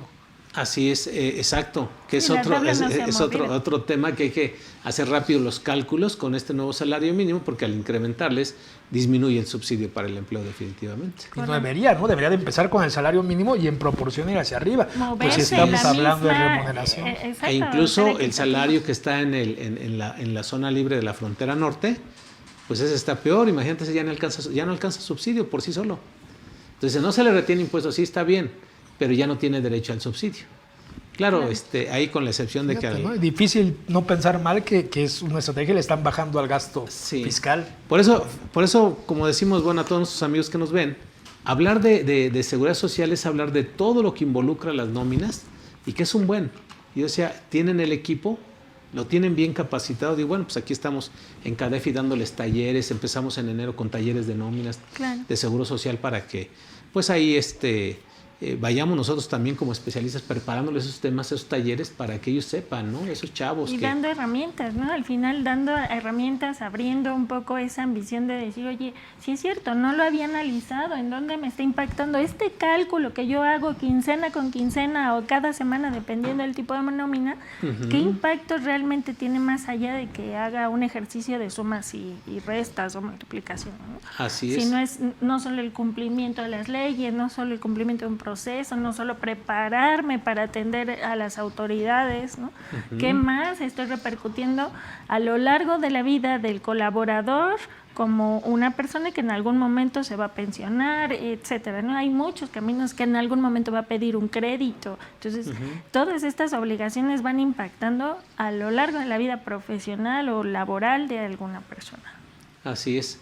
La otra vez me decía una persona de que ya se quería pensionar, dice, oye, ya llevo en mi modalidad 42 años, pero la verdad ya no me alcanza el dinero, sin embargo podría hacer un esfuerzo y pagar diciembre y pagar enero todavía, porque ella cumple el día 6 de febrero, cumple 61 años. Perfecto. Entonces le decía, oye, déjame hacerte un recálculo, ¿qué pasa si ya no pagas esos 2 meses? La diferencia era mínima. Su situación económica está muy complicada. Le dije, mira, son 14,000 pesos los que vas a pagar, 7,000 por diciembre y 7,000 por enero. ¿Cuándo los vas a recuperar? ¿No? Sí, exactamente. El tiempo, y incrementaba ahí como 30 pesos mensuales. Le dije, mira, pues aquí yo te diría mi opinión, espérate, mejor ya no los cubras, espérate a los 61, los cumples, en ese momento vas y tramitas. Ahí es donde está, la verdad, la mejor forma de apoyarle a la gente, decirle, ahórrate esto. Y no así, pues quien le puede asesorar, decirle, no, sí, porque llegando a los 61 y entre más cotices con la modalidad, no siempre cotizando en la modalidad 40 va a ser la mejor opción, claro, ¿no? La mayor parte de veces sí, pero hay ocasiones en que tienes que tomar esa decisión con números, ¿no? y solamente teniendo las calculadoras de pensiones, todo eso es como les puedes orientar bien. Con la situación de la persona. Y con la situación, además con la calidad de vida, ¿no? Sí. O sea, con la expectativa de vida, ¿no? Hay que ser bien fríos para saber cuánto tiempo más va a vivir después de los 60. El INEGI te puede decir una vida estimada para hombres y mujeres o años estimados de vida, pero también la calidad que ha demeritado estos últimos 2 años, la cantidad de enfermedades que no han sido tratadas correctamente porque no hay los suficientes recursos en la propia institución, ¿no? Sí. Que es donde te preguntas, oye, y entonces, ¿cómo estás administrando cada uno de los cajones de las cuotas, ¿no? Para proveer lo suficiente a mis colaboradores, a sus familias, a sus, ¿no?, dependientes? Así es. Sí, ahorita con este incremento a las pensiones, digo, el Seguro Social sí recibe mayores cuotas, pero también hay un incremento a las pensiones, o sea, ahí está, ahí como se equilibra financieramente el Seguro Social. Porque pues, sabemos que en muchos de sus rubros prácticamente están perdiendo, ¿no? Uno de los que tiene mayor ganancia casualmente es riesgos de trabajo. Claro. Pero en todos los demás son una maternidad y todo eso, o sea, está perdiendo ahí en ese rubro. Enfermedad y maternidad es donde tiene pérdidas tremendas el Seguro Social, claro, ¿no? Porque muchos se afilian y no sé, un mes y al mes siguiente va a ir a dar luz la esposa. Digo que no estoy en contra de eso, digo, me refiero al Seguro Social, que cómo le hace financieramente para cómo va a financiar estos efectos. Pues vamos a atender aquí algunas de las preguntas. No sé, Lulu, si me pudieras ayudar. Claro. Nos pregunta René Jiménez, nos dice más bien, la última semana de nómina de diciembre del 2021 tiene 5 días de diciembre y 2 días de enero del 2022, ¿no? Uh-huh. ¿Se pueden incluir en el pago y CFDI de nómina? ¿Qué se hará el viernes 31 de diciembre por los 2 días de enero del 2022? ¿Son deducibles en el 2021 estos 2 días de enero o en el 2022, me imagino, ¿no? Esta separación. Ese es de su nómina que la tiene semanal y que casualmente tiene corte tiene ciertos cortes porque no todas las nóminas empiezan el lunes. Claro. Así es. Sí, puede empezar en martes, en miércoles, o sea, no hay ninguna disposición. La ley te dice que por cada 6 días de trabajo tienes derecho a un día de descanso, pero no te dice cuándo debe empezar, ¿no? Pero bueno, en el caso del que está hablando de deducibilidad, ¿verdad? Deducibilidad, sí, para... Entonces, no sé, Lulu, en tu experiencia, porque digo, yo también he tenido mi experiencia. No, completamente deducible, se refiere más bien a un tema de mecánica, ¿no? En el caso de los FDIs, en el caso de provisiones, también tendrás que considerar los 5 días que corresponden a diciembre y los 2 días que corresponden a enero. Se compensan en muchos de los cálculos, ¿no? Porque igual que ahorita tiene 2 días de enero, al principio del año, pues tuvo un efecto del año anterior, ¿no? Cada 4 o 6 años se va regularizando el corte, pero no el inicio del ejercicio, ¿no? Aun cuando pague semanas a semanas, ¿no? Sí. Realmente es un tema de mecánica. La deducibilidad está hablando también de que el CFDI esté correctamente emitido con todos los campos que debe de contener el CFDI, que este CFDI contenga, esté pagado efectivamente de acuerdo al medio que corresponde dentro del ejercicio, ¿no? Así es. Hay algunos plazos para presentar los CFDIs dependiendo el tema de los retrasos. Yo considero, desde mi punto de vista, que esta nómina la tiene que partir en 2. Una nómina de 5 días y una nómina de 2 y timbrarla por separado. Y que la pague esa de 5 días dentro del ejercicio 2021 y la de los 2 días pagarla dentro del ejercicio 2022. Y de ahí pues hace su corte nuevo y ya empieza nuevamente a pagar sus nóminas. Porque, es lo que quieren escuchar a veces, ¿no? De decir, oye, ¿cómo le hago? Es muy sencillo, nada más dale los parámetros a tu sistema de nóminas, que esa nómina que empieza el 20 y tantos de diciembre, que va a terminar hasta el 2 de enero, pues córtala al 31, calcúlalas tu corrida, tu prenómina, tímbrala. Incluso yo sugiero que la timbren dentro del ejercicio, no por otra cosa, porque lo permite la resolución miscelánea fiscal, pero que la timbren dentro del ejercicio y que la paguen dentro del ejercicio esos 5 días. Ya en el siguiente año, pues calcula tu nómina de 2 días. Eso sí que no, recomiendo que no timbre por anticipado esos 2 días que corresponden al siguiente año, porque si no, luego la autoridad te los considera dentro del año 2021. Entonces es mejor la puede generar, pero no timbrar. Y incluso puede hacer hasta el pago, cargándolo a deudores diversos. Es decir, de esos 2 días los pago en diciembre y lo cargo. ¿Por qué? Porque no se ha devengado, ¿no? No lo he timbrado. Al no timbrarlo, pues es una deuda. Entonces ya llegando enero, ahí sí toma la opción de me tomo 2 o 3 días, lo timbro y ya cancelo ese deudor diverso, ¿no? Entonces yo sería más práctico haciéndolo así. Y la otra era, digamos, eso sí maneja presupuestos, porque muchas veces les interesa, como es mayoría 5 días, meterlos, ese gasto, pues a lo mejor estamos hablando de 20 millones, 50 millones de gasto por 5 días, y que no es lo mismo en aquellas nóminas pequeñas, ¿no? Que tienen 3 trabajadores, 10 trabajadores. Yo en lo particular, ahí sí yo diría, no te preocupes, genera toda esa nómina que empieza en diciembre y termina en enero, genérala y la timbras en enero, ¿sí? La timbras en enero, no hagas ningún corte y la pagas pues prácticamente, o programas el pago al día en que termina la nómina, en este caso 2 de enero, ejemplo, domingo 2 de enero, ¿no? Entonces, programas el pago en tu portal bancario y simplemente el timbrado ya nada más el día 2 de diciembre lo timbras, ¿no? No timbrarlo antes, porque sí le pudiera afectar ahí ante la autoridad para efectos de los acumulados que suben al portal del SAT.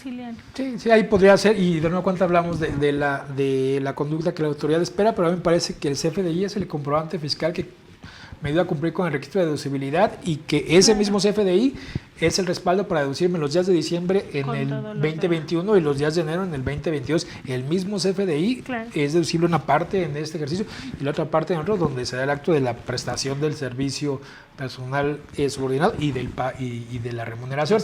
¿No? Ahora tendrías que explicárselo a la autoridad, ¿no? Y tener bien identificados los conceptos, ¿no? Si decides no partir como tal el CFDI, en tu nómina lo que sí debes de tener es bien identificados los días que estás pagando, ¿no? El concepto que estás pagando para que te permita hacer esta separación. Porque el CFDI es forma y el pago es el fondo, ¿no? El contrato de trabajo, la relación laboral y todo. Claro. El servicio, ¿no? La bitácora exactamente del servicio. Es el fondo y eso es lo que realmente debería deducirse, ¿no? Pero sí es importante que si quieren ser un poquito conservadores, pues hagan 2 CFDIs. Seguro eso no lo va a cuestionar la autoridad, ¿no? Y el de uno probablemente, dependiendo del número de trabajadores, podría llegar a ser. Hubo una etapa justo cuando entró en vigor el tema del CFDI de nóminas, donde la misma autoridad al conciliar decía, oye, pues tiene fecha de enero del 2022, como en el ejemplo, ¿no? Pero entonces yo te lo tomo para el 2022. No, a ver, corresponde esta parte a 2021. Creo que ya a estas alturas de la confronta y de su sistema ya distinguen mejor porque justo jalan estos campos, ¿no? Justo de la estructura del CFDI ya distinguen la fecha a la que corresponde, el periodo al que corresponde que estás pagando y ellos mismos en la confronta lo consolidan. Pero sí, hace unos años ¿Tú en la práctica, en las empresas que has estado, te ha pasado eso? Sí, teníamos en una de las empresas donde por los presupuestos que se manejaban. Teníamos nómina catorcenal, semanal para la parte operativa y lo timbrábamos así, o sea, el periodo completo y ya se presupuesta desde origen con la cantidad de semanas que corresponden a estos periodos. Por eso te digo que al principio del año tienes un desfase, pero al final del año se acomoda, ¿no? Ya sea que formen parte de un ejercicio posterior o uno anterior, se compensa. Tus amarres es donde cobra fuerza, ¿no? De todas tus cuentas contables porque deberás de considerar lo que corresponde y la cantidad de días que corresponden a cada año. Y tus sistemas ahí es donde deben de ser lo suficientemente robustos para separar, ¿no? Así las provisiones. O tu Excel, tu papel de trabajo y decir, a ver, esto es de este año, esto es de este año. Me cuadra, sí me hace amarre, sí me hace sentido con todas mis provisiones, ¿no? ¿Cómo debe de ser? Los ajustes realmente deberían de ser, a estas alturas deberían de ser mínimos y sobre todo a lo mejor por aquellos casos que no conoces, ¿no? Como vacaciones, que si me las autorizaron y las metí de último momento, las incapacidades que estábamos hablando hace un momento, si las reportan en buen tiempo, que justo en el mes de diciembre casualmente todos se desfasan.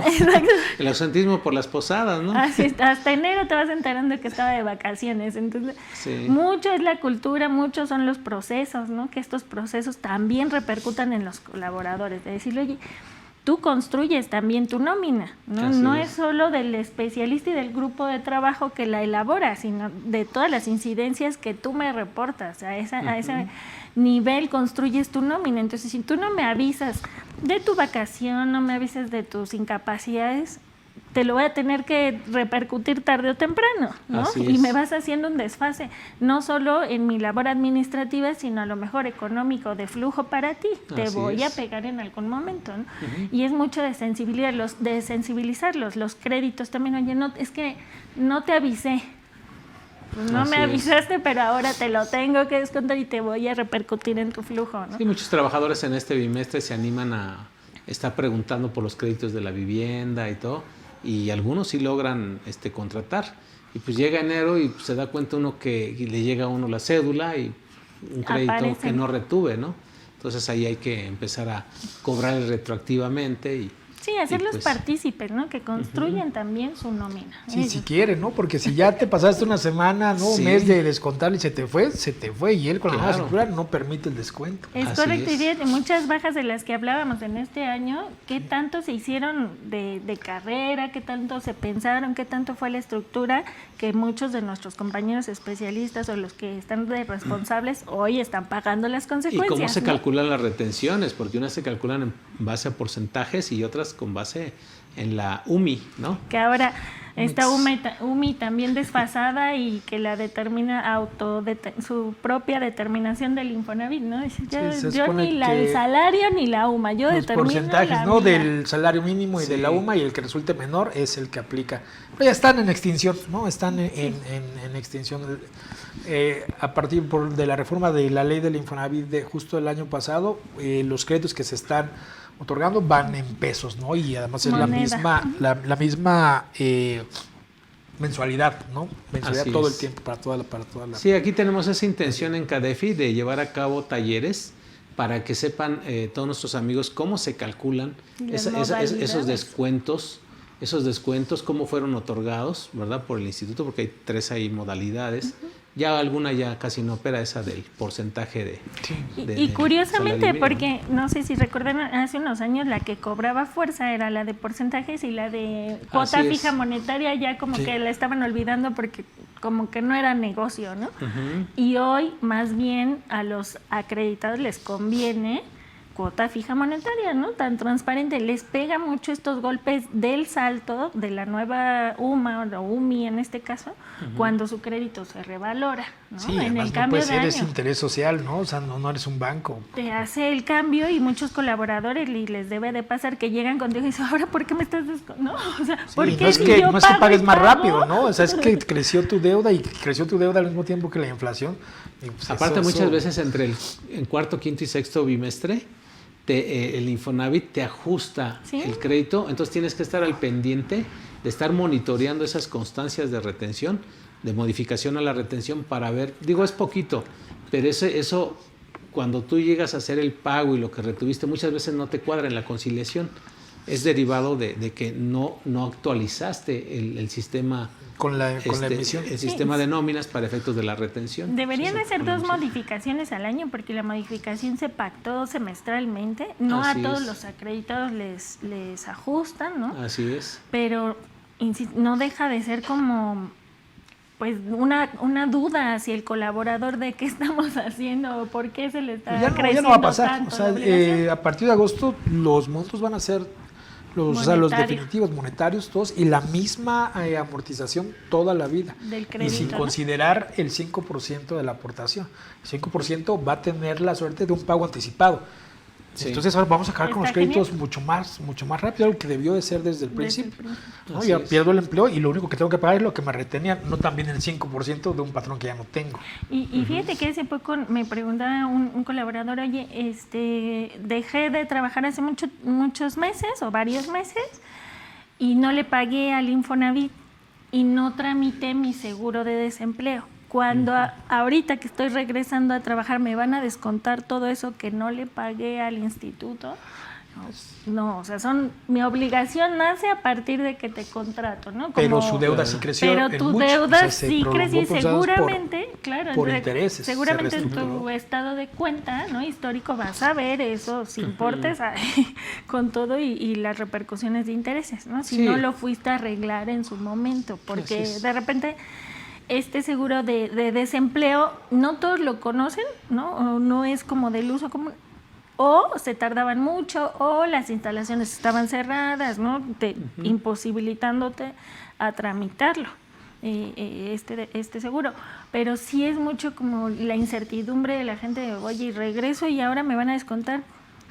Pues deja de eso, ¿cuánto ahorita, vale hoy tu adeudo, ¿no? Sí, el nuevo patrón simplemente a él hasta que le llega el aviso de retención y pues está protegido conforme a la ley, o sea, va a ser el porcentaje normalmente. Eso sí, si tiene un salario menor que con el que venía ganando, ahí sí le va a repercutir porque pues sobre ese salario menor le van a hacer una retención exhaustiva, entonces va a salir perjudicado ahí el trabajador, ¿no? Claro. Pero aún así hay solución, o sea, todo esto en materia de Infonavit también hay solución, ¿no? Así es. Bien,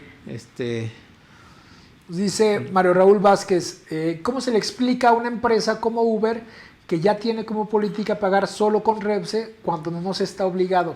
El argumento es porque la guía de la Secretaría del Trabajo señaló que el hecho de hacer un servicio en una empresa, ya dicen que el REPSE es obligatorio para todo. Pues bueno, ¿no? Aquí me parece que no hay una forma de explicarlo, no hay una forma de explicarlo porque se ha estado generando una confusión, me parece, incluso además de arbitraria, intencional, ¿no? Intencional. Y el planteamiento a veces es más fácil entender las cosas cuando las volteamos, ¿no? Pensemos que el REPSE es un derecho y que con el REPSE te pagan más.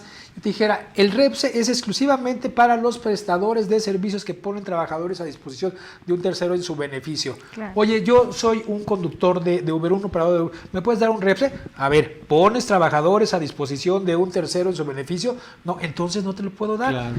Pongámoslo en ese término. Es justamente esa es la explicación. Naturaleza, ¿no? además. Y además, este tema es un tema para patrones. O sea, esto nace de una ley laboral en donde se marcan obligaciones para los patrones. Y son los patrones de esos trabajadores subcontratados los que tienen la obligación. Una persona que es persona física y no tiene trabajadores, la ley federal del trabajo le debería ser indistinta. Claro. O sea, no es de aplicación hacia todos los particulares, solamente a quienes forman parte de una relación laboral. Entonces, este tema del REPSE porque no se van a cumplir todos los elementos de una relación laboral. Número uno, Uber es una empresa, ¿no? Es una empresa de plataforma. No, y además, cuando le pida Uber a Mario el operador, tu CFDI. El operador no es trabajador de Uber. O sea, incluso tiene un convenio totalmente independiente. La plataforma es un control, ¿no? Es tan absurdo que para que en este caso se puedan hacer deducible el comprobante fiscal que genere Mario Raúl, para que Uber lo pueda incluir en su contabilidad, debería de contar con el CFDI de nómina de Marco Raúl y con el pago del seguro social de Marco Raúl. ¿Cómo se va a dar de alta Marco Raúl como trabajador él mismo? Uber, Así es. O sea, y en ese momento el pago que haga Marco Raúl o a Uber, ese no va a ser deducible. Así es. O sea, ese no va a poder y mira, funcionar. también entiendo la pregunta porque justo lo que hemos venido diciendo, ¿no? Ha sido una reforma que te trajo y que todavía nos va a traer muchas cosas, pero en muchos de los argumentos de negociación que nos ha tocado ver es, si te vas a la esencia de por qué la reforma, para quién estaba dirigido, pues para los que prestaban servicios de personal, que ponían a disposición al personal. Limpieza, vigilancia, que eran los más comunes sistemas. Y más aún, le dabas la dirección, la supervisión, ¿dónde quedó todo eso? ¿No? Toda esa explicación. Lamentablemente, y de verdad, creo que es una impotencia para muchos tratar de definir y de defender todos estos argumentos con alguien que ya está recibiendo un cuestionario o y como decía Rolando, muy a conveniencia también de la propia autoridad. ¿Por qué? Porque pensemos que volvemos a lo mismo. Es un lugar donde va a estar registrado N cantidad de prestadores de servicio de todo tipo. Entonces, le estamos dando y le estamos armando ese catálogo a la autoridad para que sepa santo y seña del tipo de servicio, del tipo de trabajadores especializados, porque se acuerdan que en el llenado del REPSE tiene estas secciones. Entonces, te preguntan, oye, ¿por qué eres especializado? por supuesto que yo puedo defender y decir, oye, soy tan especializado que nadie más hace la limpieza de los vidrios en estas plataformas, con esta tecnología, con estos insumos, con estas certificaciones, ¿no? Especializado, todos somos especializados, pero volvemos a la naturaleza del servicio, de la reforma. Eras únicamente para estos. Es muy difícil sustentar una serie de argumentos ante un cliente que ya recibió una asesoría de parte de gobierno, de parte de la publicidad que está en televisión, en las mañaneras, en los cuestionarios de ayuda, ¿no? Sí. Donde dicen, pues, todo el servicio, oye, ante la indefinición, pues, regístrate, ¿no? Sí. Ante eso, ¿qué estás haciendo? No, de repente te dejan con las manos atadas. Entonces, sí entiendo la pregunta, sí el argumento es de ese, para la naturaleza de esta reforma y cumplir con todo el tema de subordinación, ¿no? Claro, sí, porque habla de un patrón, de un trabajador, claro, que pone a disposición, ¿verdad?, ante un tercero. Entonces aquí no hay una relación laboral, definitivamente. Eso es lo que trataba la autoridad, de tratar de, incluso se ha buscado la manera de un esquema de afiliación, por eso llegó la modalidad 44. Sí, para todos aquellos trabajadores independientes, pero no cumple con el requisito de deducibilidad. ¿Qué contrato va a reportar Uber?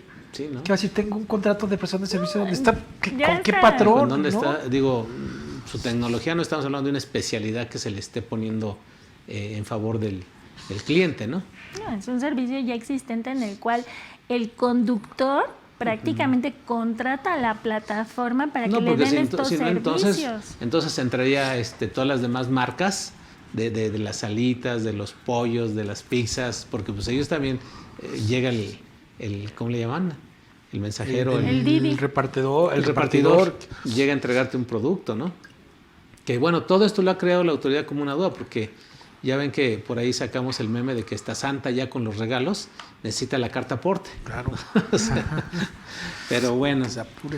Ok, Jacqueline, Janet, buenas tardes. Buenas tardes, Jacqueline. Una duda.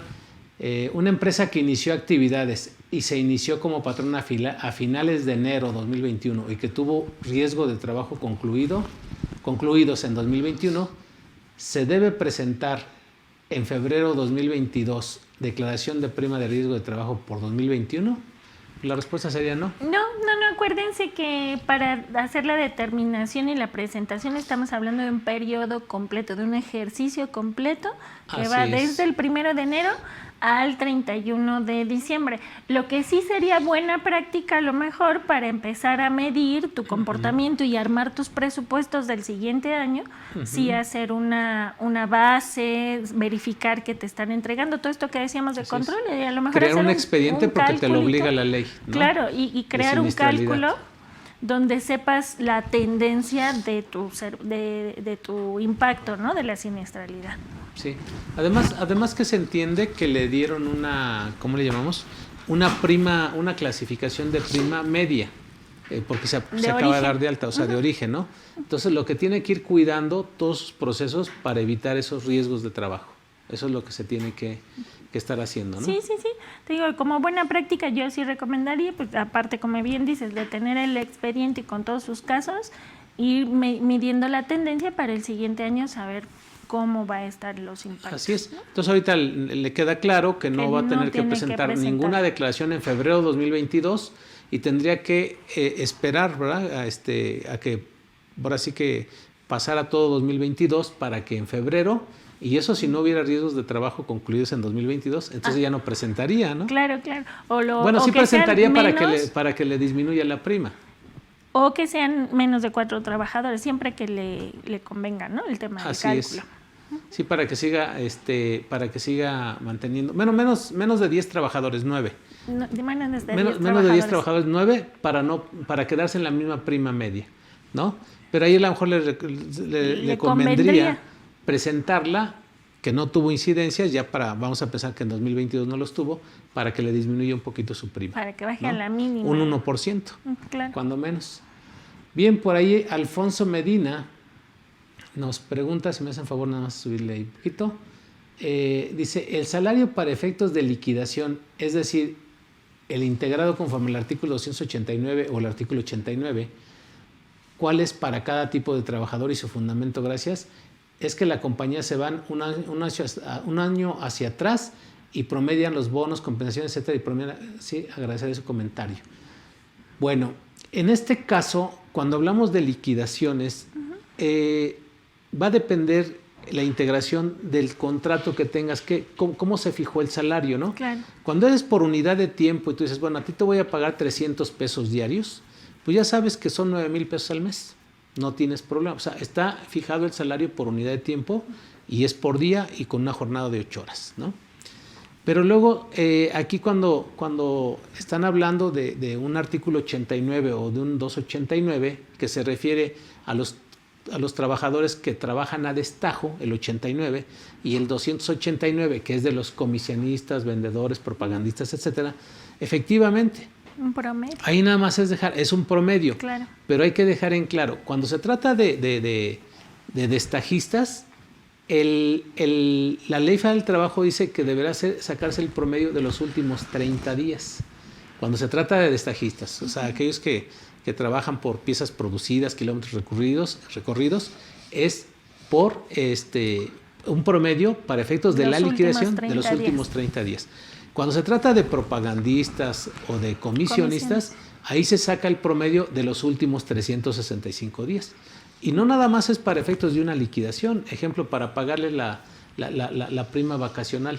También se tiene que tomar el promedio para efectos de un aguinaldo. Se tiene que tomar el promedio del último año. Lo que busca esta norma es que seamos coherentes con lo que está percibiendo el colaborador, ¿no? Que no dejes de fuera, no se me vayas a decir, oye, es que siempre en mayo le pago los bonos y lo demás no se lo cuento. Obviamente no, porque es parte de sus salarios del año, ¿no? Entonces lo que busca es que consideremos todos los conceptos. Y algunas otras remuneraciones variables, porque su salario es incierto. Entonces, por eso es que la ley consideró mediante estudios actuariales que para efectos de una liquidación, dicen, bueno, vamos a tomar la productividad del último año de un comisionista para efectos de una liquidación, ¿no? Sí. Entonces, con base en ello, sí te dan dicen, bueno, creo que lo justo es liquidarlo con el promedio de su último año de productividad. Claro. Y además ahí recordemos que justo la Ley Federal del Trabajo no es una ley de aplicación estricta, ¿no? Sino de interés social. Y que claramente el 18 dice, ante la duda, y aquí sí cabe, ¿no? Cuando tengas duda, lo que más le convenga al trabajador, eso es lo correcto. Así es. Y eso es parte de la legalidad. Por hecho, nos dice Sara Porcay que esta es interesante, ¿no? Nos dice Sara Porcay, para calcular el aguinaldo se deben de considerar las faltas por incapacidad, y yo aquí lo separaría en dos, ¿Qué ¿no? incapacidad? Bueno, uno, las faltas, ¿no? El ausentismo. Así. Y el otro, una incapacidad, y pensemos una que está soportada por un certificado de incapacidad temporal. ¿Las consideraríamos o no las consideraríamos? Bueno, para efectos de a ver, perdón, nada más subirle un poquito. Para el aguinaldo, nos dice Para el Sara. aguinaldo, bueno, sí. Para el aguinaldo, sí, definitivamente, si ese ausentismo se justifica con un certificado de incapacidad por riesgos de trabajo o por maternidad, sí se le paga aguinaldo. O uno adicional, permisos con goce de salario, porque está autorizado se considera trabajador en servicio activo, ¿no? Son los únicos 3 casos que ahorita se me vienen a la mente que se consideran para efectos de sí pagarle. Es decir, no se los descuentas del cálculo. Así no les descuentas. 365, esas incapacidades en particular no se las descuentas. Así es, una maternidad de 84 días, 86 días en promedio, tú le pagas su aguinaldo como si hubiera estado trabajando, en el caso de una incapacidad por maternidad. ¿No? Yo sí se los descontaba. Nada más, fíjate, justo... Ok, no, está interesante. Yo tengo un ejemplo en donde sí las descontábamos porque teníamos convenio de subrogación en el tema de incapacidades. Es decir, cuando el IMSS no le paga al colaborador esas incapacidades, sino que tu patrón se las sigues pagando y le cobras al IMSS a través de este convenio las incapacidades. Cuando el patrón, tú le pagas al trabajador para tener un control de las incapacidades. Tienes un control. Es un análisis Se me fue el nombre del convenio, sí, subrogación, no, pero subrogación es cuando tú prestas el servicio. Tiene un nombre, ahorita nos acordamos, cuando tú pagas las incapacidades que tienes que tener más de 150 trabajadores y te depositan, antes tardaban, ahora te depositan muy rápido, de reembolso de incapacidades. De reembolso de incapacidades. Tú financias al Seguro Social un mes y medio y te hacen un pago. Esto que comentas, Rolando, es muy interesante porque todo esto, para esta consulta de hablar, como bien dices tú, yo sí las incapacidades, tendríamos que partir de la Constitución Política de los Estados Unidos Mexicanos, ¿no? ¿Y por qué? Porque en la Ley Federal del Trabajo, artículo 110 de los descuentos, no te habla de descontar 2 contribuciones, Seguro Social e Impuesto sobre la Renta. No, para nada vas a encontrar, porque son leyes contributivas, ¿no? Entonces quedan fuera de la ley esta de interés social, ley laboral. Por lo tanto, ¿qué dice la Constitución Política? Que pues las empresas están obligadas a otorgar la seguridad social a todos los trabajadores. Digamos así de forma resumida. Ahora bien, de la forma que dispongan las leyes, ¿no? Si nos vamos a la ley del impuesto sobre la renta, sí nos dice claramente pues que ahí lo que va a descontar. Sobre lo que se va a descontar es sobre los pagos que en impuesto sobre la renta, sobre lo que se les pague. No, pero no es que le descuentes, es que no considere los días. O sea, estuviste incapacitado un mes, entonces te voy a dar un aguinaldo que sea la parte proporcional de los 11 meses restantes. Así es. Y en impuesto sobre la renta es el ingreso el que se grava y no tenemos problema. Pero en materia de seguro social, que es muy interesante, ¿cuál sería el fundamento para no contarlos? O sea, para no contarlos. Pues sí, cuando das de alta a alguien en el Seguro Social, y lo mencionábamos, lo das de alta con el salario que percibe, con la cuota diaria, más las partes proporcionales, que pongamos en el ejemplo más sencillo, es aguinaldo de prima vacacional. Sobre ese salario se paga, pensemos en riesgo de trabajo. Cuando alguien se va de incapacidad por riesgo de trabajo desde el día 1 y los que sean necesarios hasta el tope 52 o un poco más de semanas, el Seguro Social le va a pagar su salario, el integrado, el base de cotización, que incluye el aguinaldo, que ya lleva ese pedacito de aguinaldo. Si yo le pago el aguinaldo completo, estoy duplicando. Y incluso estoy entrando en un tema de generalidad con el resto de los trabajadores, porque al final del día, puntualmente, él tiene más dinero en la bolsa por concepto de aguinaldo que el resto. Se le pagaría doble. Y el maternidad es lo mismo. Y entonces, sí, no se lo estás descontando, se lo estás pagando, pero se lo anticipaste. Se lo anticipó el Seguro Social, que en este caso subroga las obligaciones del patrón por el periodo en el que está incapacitado. Entonces, ese pedazo, pensemos hipotéticamente, no fue mi trabajador, no tengo la responsabilidad incluso de pagar las prestaciones anuales porque ya están incluidas. Y está suspendida la relación de trabajo. O sea, ahí ese pedacito no fue mi trabajo, no fue que no lo puedo correr. Dices, en ese caso, cuando ya le pagó el Seguro Social ese pedacito de... Ya no se lo pago yo. Entonces te van a decir los trabajadores, el 40% que no me pague el IMSS, ahora que me lo pague el patrón. No, y aquí eso sí lo dice la ley, ¿no? Exactamente. En enfermedad general, ese 40%, y es un cálculo en donde dice, sí sobrevives, pero los gastos inherentes a tu traslado, a tu transporte, al gasto que uno tiene que ejercer para trabajar, no se va a dar porque vas a estar en tu casa. Entonces no te voy a dar el 40%. No te voy a dar ese 40, ese me lo voy a quedar. El Seguro Social te da el 60, ¿no? Te da el 60% cuando es una enfermedad no por no trabajar. El 60%. Es un subsidio. ¿Y ese 60 lleva incluido parte del aguinaldo? Sí, claro. Yo también los descontaba. O sea, pues estamos si estuviera en materia de ley federal del trabajo, yo sí lo defendería con el 17. A falta de disposición expresa, aplicamos la supletoriedad, la equidad, la analogía, la costumbre, ¿no? Pero está siendo conservador. Estás yéndote a un modelo conservador, Lulú, porque estamos pensando a nuestro amigo el trabajador que va a recibir el aguinaldo. Pero ¿qué pensaremos del resto? A los que no se incapacitaron, ¿no? Oye, él no vino un mes, ¿no? Porque se enfermó, porque se lastimó, porque tuvo maternidad. Pero pues él tiene más dinero que yo, o sea, gano más incapacitado que trabajando. No podría ser. ¿Qué puede venirte en contrario a los que son topados? También es que justo también tienes varias mecánicas. Tendrías que hacer el cálculo. A los que están topados se fueron igual en riesgo de trabajo, en maternidad topados. Les paga el Seguro Social sobre el integrado topado. Así es. ¿Qué pasa con el diferencial? Que se lo tiene que pagar el patrón. Si ganas más, ¿cuántos hacen ese análisis de decir, oye, pues sí, ya me pagaron sobre 2,000 y cacho pesos? ¿Y la diferencia? Mira mis 70,000, pero yo gano Tendría 100. que pagárselo. Si hablamos de equidad, o sea, aquí es más sobre la equidad del pago y las remuneraciones. Pues no sé qué, porque recuerdo que es el 52 o 32, que justamente dice, pero no sé si se refiere exclusivamente a los riesgos de trabajo, que dice, las obligaciones que están relacionadas con los riesgos de trabajo, el patrón queda eximido siempre que haya cumplido con darlos de alta. No, desde la Ley Federal del Trabajo, porque la Ley Federal del Trabajo sí te habla que el patrón que cubre sus obligaciones queda eximido durante el tiempo que es la suspensión del trabajo. Sobre todo en la Ley del Seguro Social 53-54, por ahí está, es el que te...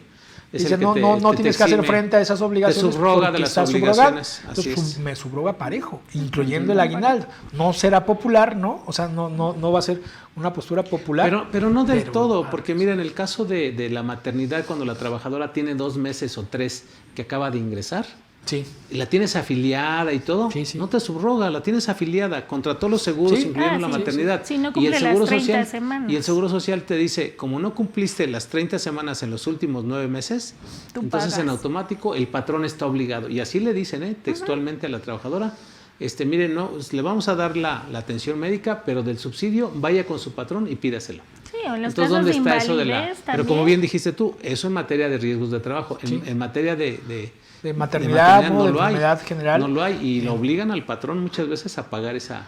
Sí, entonces más bien, ajustando el comentario con lo que dice Lu, sería, si el trabajador no es topado, me parece que ya se le pagaron el aguinaldo por esos días. O sea, no se lo descontaron, ese ya se lo pagó el Seguro Social. Ya lo cobró. Y te voy a dar la diferencia. Bueno, aquí nuestra amiga quiere la... Vamos a, imagínate, hasta en el aspecto fiscal de impuesto sobre la renta, ¿es deducible ese excedente de aguinaldo? Pues sí, mientras esté por contrato que tú tienes que pagar un aguinaldo, ¿no? Sobre la ley, ¿no? sobre los días trabajados, por eso partes así proporcionales. Sí, y para efectos del Seguro Social, digamos que, vamos, siendo conservador, una trabajadora que está, se va por maternidad los 84 días, pero está topada, ¿no? Para efectos de la ley laboral, porque yo siempre les he dicho, bueno, pues la ley laboral es la que prevalece sobre todas las leyes, ¿sí? A ver, le voy a pagar aguinaldo a esta trabajadora que prácticamente prestó casi todo el año su servicio, sí. Oye, pero tengo una duda en la maternidad, ¿se lo pago o no se lo pago?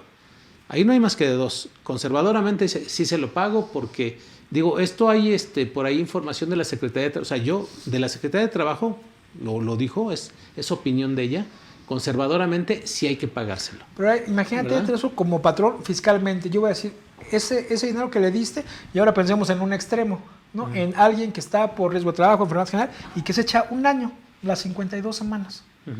¿En diciembre le vas a dar el aguinaldo completo? Pues sin ningún día trabajado.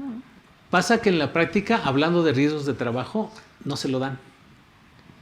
No se lo dan. Que ahí es donde... Y que ese es el mismo caso del que estábamos platicando. No se lo dan porque como el trabajador está incapacitado, no se ha presentado, dicen, no le voy a dar aguinaldo. Pero ya no estamos siendo generales. Así es, ¿no? Entonces ya nos estamos yendo, ya ni en cumplimiento de la ley, sino lo dice la autoridad laboral, financiera, ¿no? Lo dice la autoridad laboral. O sea, yo como criterio, ¿no? Sí, porque yo acabo de platicar hace 2 charlas del aguinaldo y precisamente hablaba aquí con los laboristas, decirle, oye, pues esto lo dice la autoridad, que en caso del aguinaldo se paga aunque estén incapacitados por riesgos de trabajo o por maternidad o permisos con goce de salario. Yo lo que entiendo porque que dice la Ley Federal del Trabajo, dice, no se paga, o sea, más bien no se pueden descontar los días del cálculo cuando no estamos considerando el Seguro Social. Cuando no lo pagas. Cuando no estamos cumpliendo con eso. Y dicen, pues claro, oye, si se puede maternidad, no le vas a dejar de pagar el aguinaldo. O sea, si se accidentó trabajando, no vas a dejar de pagarle el aguinaldo. No, pero ya le pagaron. Sí se le pagó. Sí, o sea, y yo pagué sobre esa cuota. Yo creo que se le pagó. Y entonces pongamos ese ejemplo, porque es lo mismo una semana, un día, que todo el año completo. Es contradictorio, pero así lo dice la autoridad. Entonces ahí tienen las dos opiniones. Una es págalo conservadoramente y la otra es no lo pagues porque sí hay una razón ahí para no pagarlo y no tener problemas de deducibilidad. Perdón, bueno, pues el tiempo, yo pensé que íbamos empezando, pero bueno, así es, y pues de antemano les agradezco muchísimo. No sé, algún comentario rápidamente.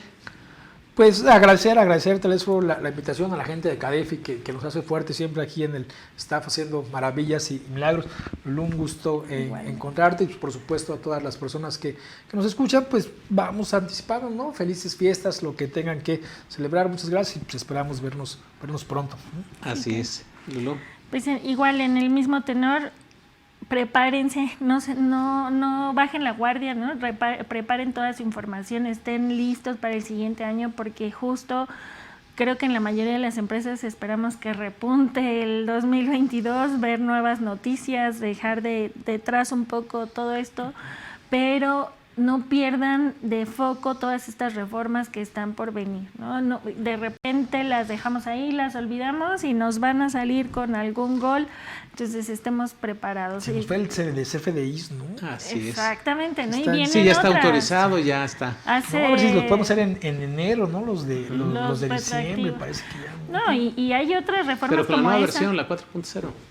Ya está autorizado en la página oficial del SAT. Se nos pierden, ¿no? Así entre es. tanta información, Sí. entonces prepárense, no lo dejen a un lado. El día de ayer justo las comisiones autorizaron esto de pues la edad que tú quieras tener, ¿no? Te la legalizo. Ajá, y cuando nos vayamos a pensionar, si yo me siento de 60, ¿me van a pensionar? ¿No? Entonces, Muy justo, bueno. no pierdan de vista todo esto. Muchas gracias a todos. Sale. Pues amigos, mi nombre es el contador Telesforo Ávila. Fue un placer aquí estar con ustedes nuevamente con estos grandes invitados. Y bueno, la recomendación, sígase cuidando. Seguimos con nuestras charlas en los próximos días. Un abrazo. Hasta la próxima.